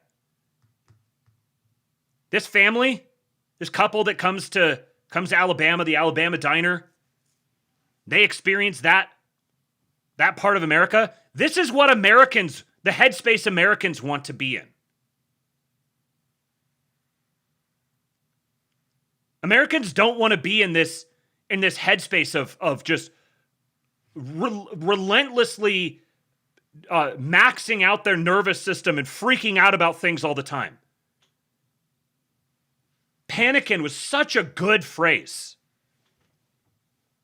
So good. That's exactly what they are. They're just panicking. They're inducing panic. Herd animals do not like being around things that perpetually induce panic. It'd be bad enough if you were kneecapping your own influence. But then when you start becoming a hindrance to the actual cause you claim to stand for, you got to be taken out back and put down. Shout out to Steve Banyan here. So bringing this back up as an extension of King Pill discussing Always Chimp last year seems applicable. I read this when he first posted it, and we're going to read it again. It's a good reminder. Chimping as symbolically feminine and how not to use it. A lot has been made of chimping on the ascendant right. It's funny as chimping is symbolically feminine behavior, and many would not want to be associated with feminine behavior. But in a system in which someone above is giving and someone below is receiving, that's precisely what it is. It's that way from God to man, from husband to wife, from general to soldiers, and from president to electorate. Fractals. Obviously, this can't be avoided. There will always be this dynamic. So masculine and feminine roles are not inherently disordered if a man holds one. The disorder is instead the inappropriate use of those roles. We could go into the problems of the U.S. government system, in which, in theory, the people are the leaders' bosses, is very disordered, but the focus here is on how chimping plays into it. Remember the video I played at the very, very beginning of the show? The woman recording who's like, hey, honey, you go get involved. The other woman who's there in the midst of it, yelling and screaming and constantly inciting everything. That's chimping in real life. The husband-wife dynamic is the best to show the point. In a marriage, the wife helps direct the husband's attention at what is important. Honey, we can't afford X. I want to connect. Honey, that hurt. These are all drawing attention to a need of the wife. In a properly ordered relationship, she indicates the problem. The husband weighs in that in the matrix of issues. The husband weighs that in the matrix of issues and tries to address it while also taking the full scope of issues into account. How this relates to chimping in the political realm is chimping is feminine behavior to draw Trump's admin's attention to something. The emblematic example is the Vivek H-1B saga, where we saw Vivek bounced. It was a win. We're being heard. The anods moved the federal government's personnel. A huge win, but just like a wife is tempted after changing her husband's mind to reuse the same strategy, the right was tempted, and we bit. Always chimp became a common refrain to move the admin's decisions, and it worked for some time. Some voices in the ascendant right, King Pill being one, called for tactical chimping. As a fractal purveyor, he could see the pattern. And although we were getting movement, a husband will eventually become resentful of a wife who tries to always control his attention. That's a nagging wife. And scripture speaks directly to this in the Psalms. Added to this was a lack of vocalizing the Trump admin wins. To date, 2 million people are no longer in the U.S. This was obviously back in November. In the course of 10 months with a hostile judiciary, NGOs, and leftists seeking to stop people from leaving. That's only one success. There are many more. But we have the attention span of a gnat and are demanding attention to our wants, new and old, despite the juggernaut-sized federal government moving more in 10 months to the right than any time in my life. A man can accommodate a wife who demands a lot of attention if there's proper honor and homage. He can accommodate disrespect if it's quiet and makes no demands. But having a nagging wife who is also ungrateful? Disaster. Something in our calculus has to change. Always chimp can stick around if lauding successes are present, and I think he would probably agree with me that this is like, it's always chimp has proven itself to be a terrible slogan. It just, you guys killed it. You broke it. Maybe there could have been some persistence to it. You know, people kind of tried, they were like, trust the plan but chimp or something like that. Yeah, when you say trust the plan but chimp, all people hear is chimp. Do you think the grill pill crowd knows of all the successes? Like 21 of 23 court challenges, Trump Supreme Court wins in 2025. It's more than that now. Do the grill pill folks know about the flood of manufacturing likely to come in the next 6 to 18 months? Huh. Interesting. We look back at November. Nevsky, thank you for becoming a member over on YouTube. We look back, and someone was saying there was going to be a big flood of manufacturing likely to come in the next 6 to 18 months. We are now 7 months later, 8 months later, and look at that. But the grill pill folks probably don't, because it's buried on page A7 of your local print newspaper. If the media won't trumpet it, why won't we? We need to move the needle in 2026. There should be no question about what successes there have been and how it benefits the grill pill folks. On top of the tax cuts to middle-income Americans, President Trump wants to send you money from the tariffs of $2,000. You also have less competition for housing, with a nearly 1% decrease in the total U.S. population. On the opposite side of the chimping is a simple decision. Shut the fuck up. Do you think Trump, who took an MFing bullet, wants to make you a debt slave? Do you think the freakout from the kosher right and Trump and Vance's counter-signaling of it by not endorsing it is a sign of strength or weakness for the kosher right? The dooming with "it's so over, we're so back" oscillation is actually feminine behavior. And since most of the followers of your account respect your opinion, they're going to doom too. If you think you'd get Charlie Kirked by the left, then any act of disloyalty is self-destructive. The best option, however, is that of a good wife, who only draws attention to actually pressing matters and is not disrespectful. This is tactical chimping. There are hierarchies of value, and only a few things are worth a freakout. Like, a freakout is a particular type of currency. And the more you print that currency, the less valuable it becomes.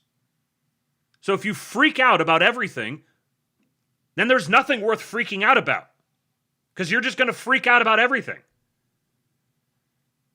Counter-signaling is almost never worth it. It demoralizes people like a subversive in the ranks. If we can do this, we'll crush it in 26, 28, and the left will only be able to try to ramp violence up.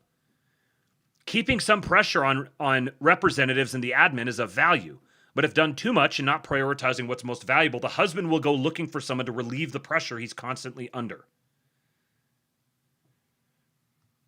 Giving as masculine, receiving as feminine is somewhat reductive, but still true in this context. Yeah. So true, Steve Banyan. The Overton window has shifted so significantly on the issue of Somalis in Minnesota that cucked Republicans are either voluntarily coming home or are being forced to adopt our language to stay viable. And Trump and Vance are responsible for that. Trump and Vance. You want an alternative? You need to create the alternative. You need to build the alternative that's better than Trump and Vance. Because Trump and Vance are light years better than anything that we've ever even remotely approached in the lifetime of virtually every person alive today. Yes, I would like something better than Trump and Vance. But if your attempt to manifest something better than Trump and Vance just becomes a way of kneecapping Trump and Vance because you're so fucking retarded and so easily deceived and misled and co-opted, you have no ability to control your own energy, so people are harvesting it from you constantly, then you are a great enemy.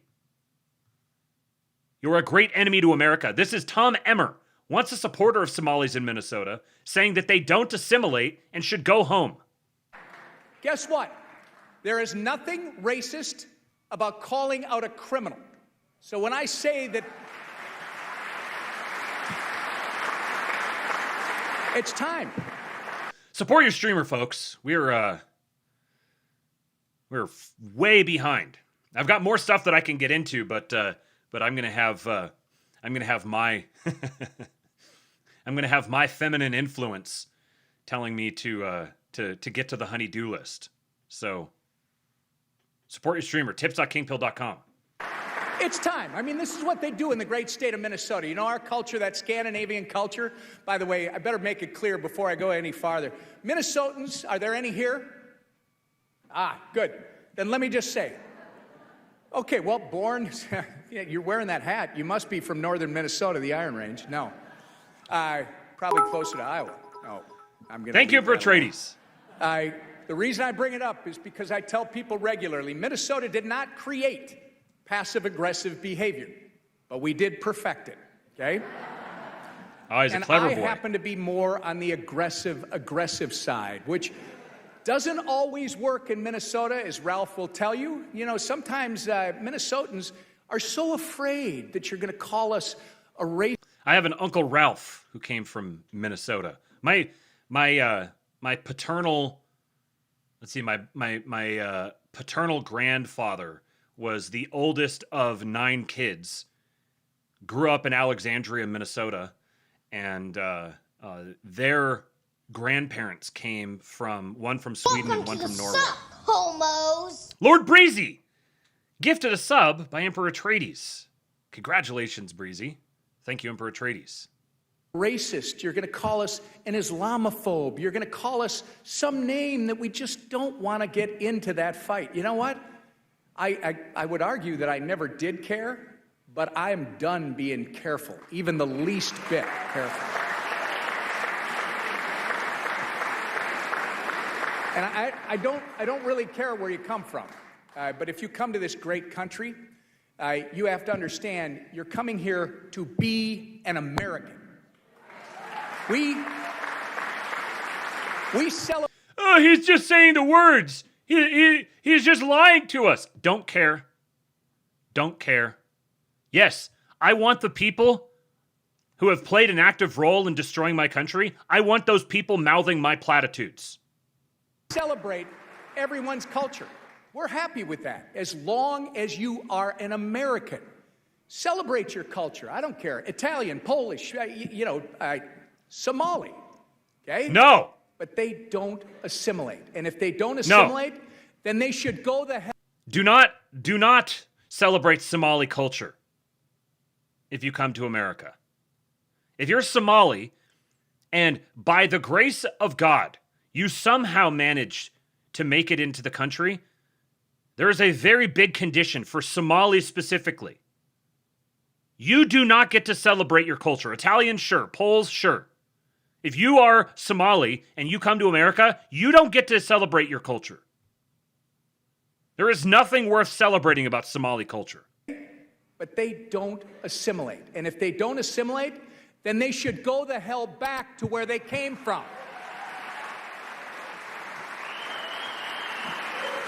Sorry, Ralph. I know this is a family show. I can't help myself today. Yeah. See, he's like, man, I'm being real edgy. Oh, I know. I'm saying all the edgy things on the family show.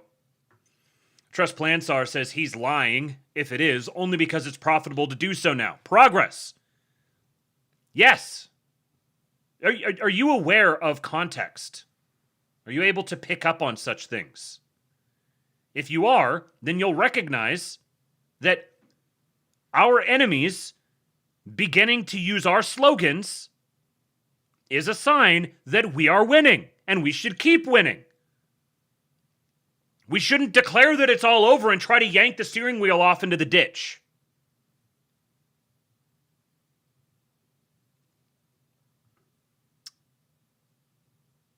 So this guy here says, actually, let's see here.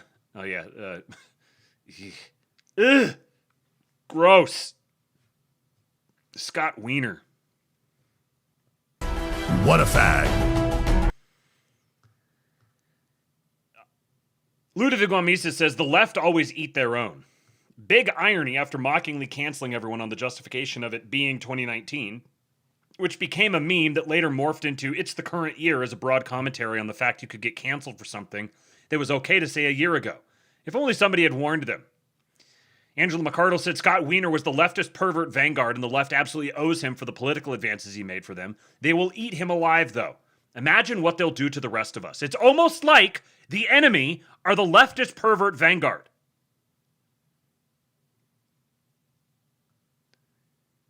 This guy says, my brother-in-law is a normie Democrat and avidly hates Trump. But the other day he said, I hate Trump, but I'm not scared of him. I'm terrified of these people on the left, though. And Austin says, this is the shift people are missing when making midterm or 2028 predictions. Normie Democrats hate Trump from years of self-inflicted trauma, but they're less afraid of him than the DSA. All Vance has to do is be polite, and it will remove the last of their hesitancy, which JD demonstrated he is very good at doing in his recent round of diffusing and informative interviews. The Normie Dems can go back to avoiding responsibility for the woke monster they now fear, while pretending they were just upset with Trump for his tone. Many on the right had this idea that you had to compete over having the most esoteric philosophy to win, when the obvious answer has always been not scaring soccer moms. They never understood MAGA needs Maha, not hoopla. I've been talking about the crunchy moms for so long. RFK's endorsement of Trump probably turned the election. You might have contempt for those kinds of people, the sort of like squishy, moderate centrists who just want to live in a civilization and have no idea how to keep it. Who just mindlessly ape back the things that they've heard about multiculturalism. You might have personal contempt for them. That's a personal thing you got to get over. It's time for you to realize you've had enough esoteric philosophy, and it's time for you to learn coalition building and coalition maintenance. It doesn't matter how hardcore and based and like totally believing in like monarchy and authoritarianism and everything in your head, if you're completely impotent in the actual world around you, in the political domain that actually exists today. Being like, oh, well, if I'd lived 100 years ago, I would have supported the based authoritarian guy, because that's how cool and based I am. All right, what about today? Ooh, Trump's a Ziocuck. All right, bro. Congratulations on being based in your imagination 100 years ago. Good for you. Hopefully you get lots of downloads on your podcast. Here's a great example of exactly what he's talking about. Now, this might get I'm sure I might have to clip this part out later, so if you're watching on YouTube after the fact and you just don't get a clip of JD Vance on Bill Maher, then you go watch on Substack or something. But this clip was going around, and I saw lots of the guys who were just like super based, man. I'm just like so based. I like love Hitler and stuff, but I'm crying because the vice president said things I don't like. Because like I don't have like the social intelligence to understand how to communicate with people as the fucking vice president in an environment like the Bill Maher show. When I say you, here's what sticks in their craw. Okay. The number one issue, immigration. Not immigration, we like it that you closed the border. That needed to be done. The people who are here, the way you treated, I'm talking about your administration. Okay. You weren't out there yourself. But ICE, all that shit, too rough, too mean, too unnecessary. I think I'm not telling you what to do, okay? You can think whatever you want about Bill Maher, but Bill Maher speaks for probably like 60% of the population. Like there might be people who personally dislike Bill Maher themselves or don't watch him or don't listen to him or whatever, but when it comes to like their participation in the political process, they're Bill Maher. Bill Maher is probably one of the most normie representative people in the public eye. Okay, I'm just giving you some advice as a friend. Okay. And I am. And I'm not saying, I'm not asking you to apologize if I don't like when people do that. I'm just saying you go a long way toward getting people who are just completely shut the door to you and your ministry if you would just own that you guys went too far. You went too far, and you should own it like you did childless cat ladies. Well, okay.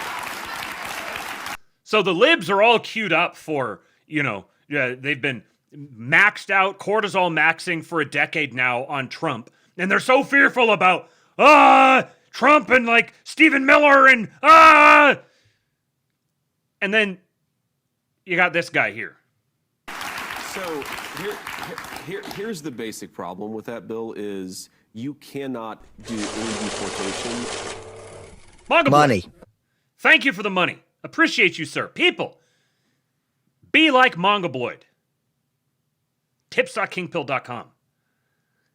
So the very first thing he says, Bill's like, you need to admit that you guys went overboard on the meanness of the deportations. Literally what I was saying. They want the deportations. They want the border shut. They want the benefits of being in a civilization. They don't want to see what it costs. Welcome to the supermajority of your countrymen. Do you actually love the nation you live in? Or do you just love the version of it that you cultivate in your imagination? That you never actually interface with? Do you actually just have contempt for a supermajority of your countrymen? They want the effects of mass deportations. They don't want to see it because they're Americans.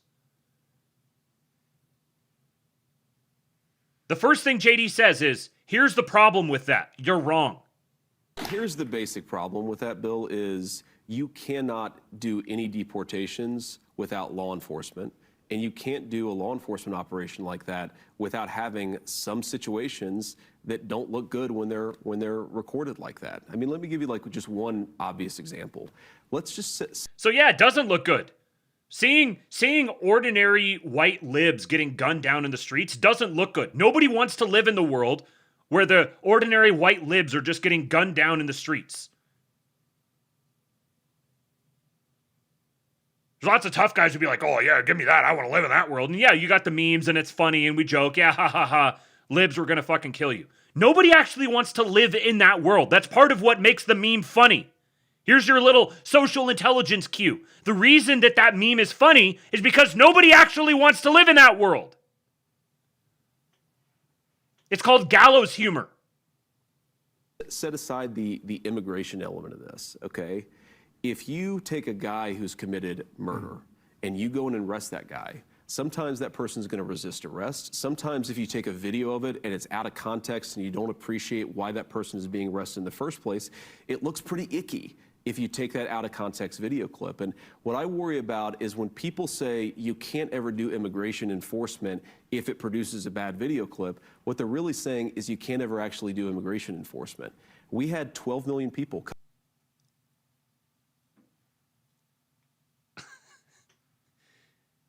It's just so simple. It's so casual. This is like, he has mastered the everyman, John Normalson.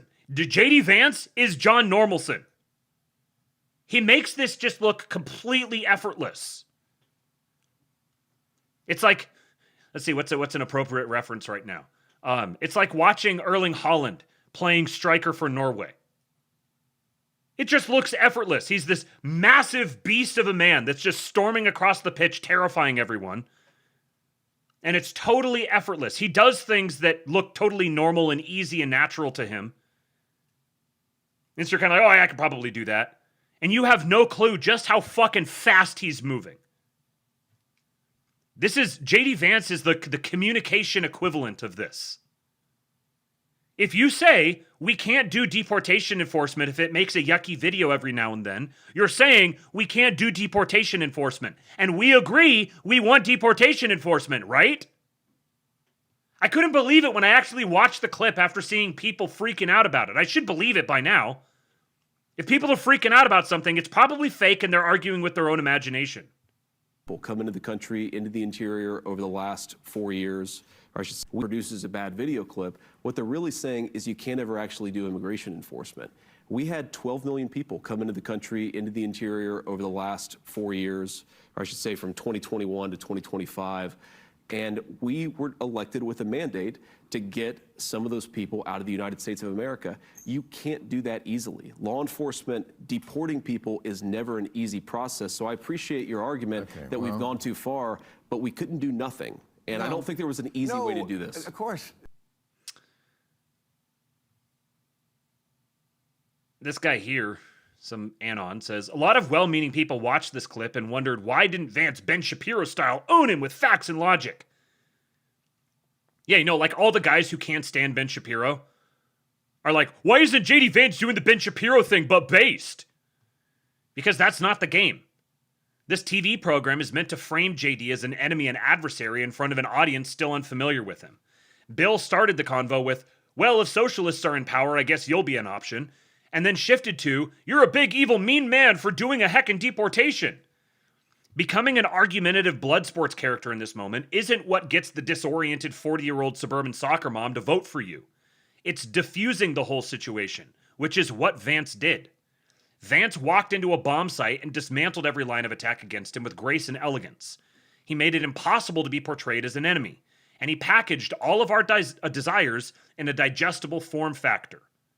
Many will be upset it didn't sound as based as what we want him to say, but JD has shown he will say everything we want him to when he's talking to us. TLDR, this show wasn't for you. This show was for gaining ground on JD's obvious widespread appeal, and while it is a totally different media strategy from Trump, it's capable of capturing the country to our cause in an entirely new way. Just give it time, give it room to breathe. JD is our guy, and you won't struggle with that if you allow him to say different things to different audiences, literally the job of a politician. No, I'm scared and I'm insecure and I just need constantly to be reassured that everything's gonna be okay. Daddy, tell me it's gonna be okay. You didn't say it's gonna be okay. You're talking to, why are you talking to me? Talk to me, pay attention to me, notice me, senpai. I'm chimping.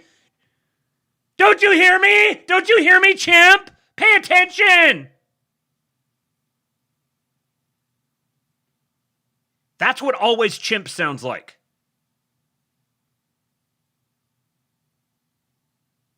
Yeah, Straight Buster. Hammer and scalpel. Trump is the hammer, JD's the scalpel.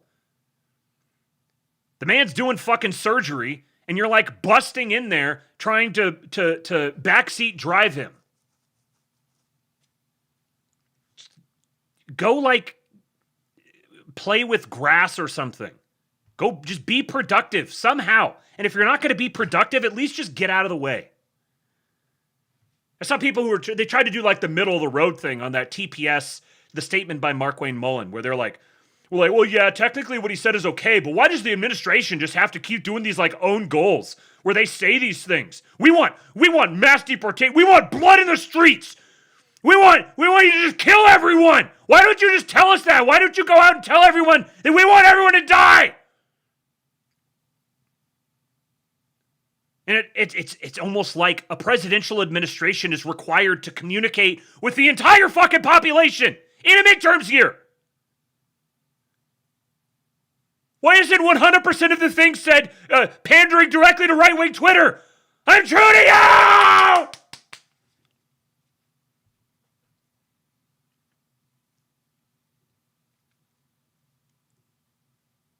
It's pathetic. Get your shit together. If you feel the impulse to chimp, go for a walk. Go pet a dog.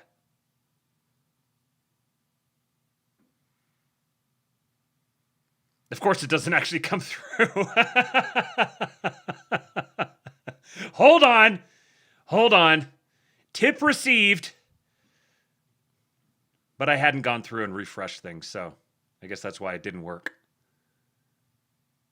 Let's try that again. Paying my white pill prescription fee. Thank you, Chud Delivery Guy. Thank you for the $5. I appreciate you.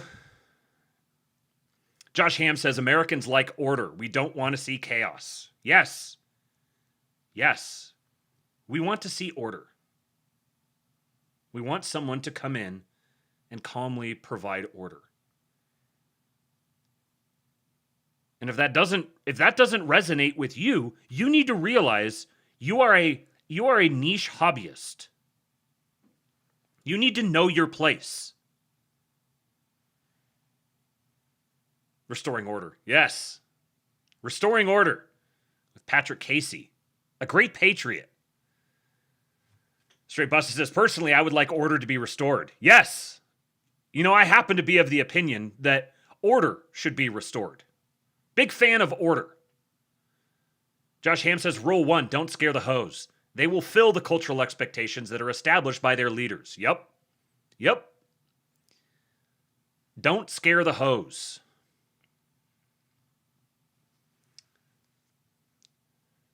Josh Ham says, got to be able to do cool dude stuff without scaring the host. People don't want to see how the sausage is made. They just want to enjoy biscuits and gravy. Right. It's like a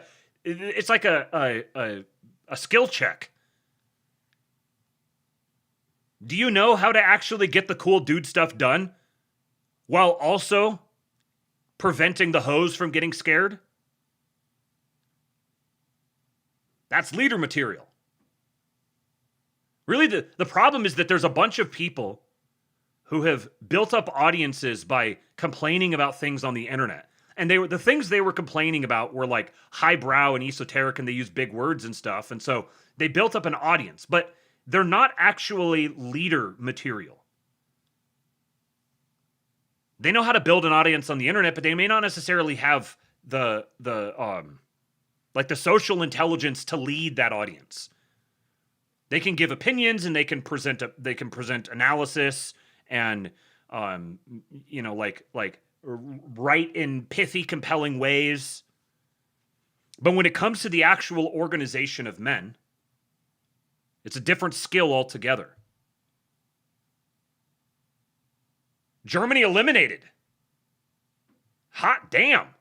Paraguay, losers to the United States, have eliminated Germany. A giant falls. Germany was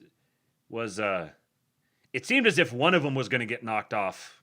It would at least be Germany. Man, they're having a rough go of it. Who do we got tonight? We got Netherlands and Morocco. That should be a pretty good match. Some, I was going to say clashing styles, but not entirely. What do we got tomorrow? Ivory Coast and Norway. Ivory Coast and Norway at noon. Oof. I do want to watch Erling Haaland stampeding across the Ivory Coast. And then France and Sweden at 4. It's going to be a bloodbath. Then Mexico, Ecuador. That's going to be a bloodbath in a different way. There's some bangers tomorrow. I do believe that we are going to have a morning lab tomorrow. Had to get some stuff sorted out here today, but I basically got most of tomorrow's show put together already. So be on the lookout for a morning lab tomorrow, and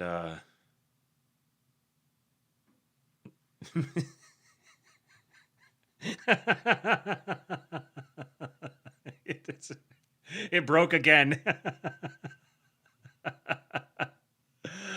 I'm going to lose my mind. Thank you, Mr. Sue. Hold on.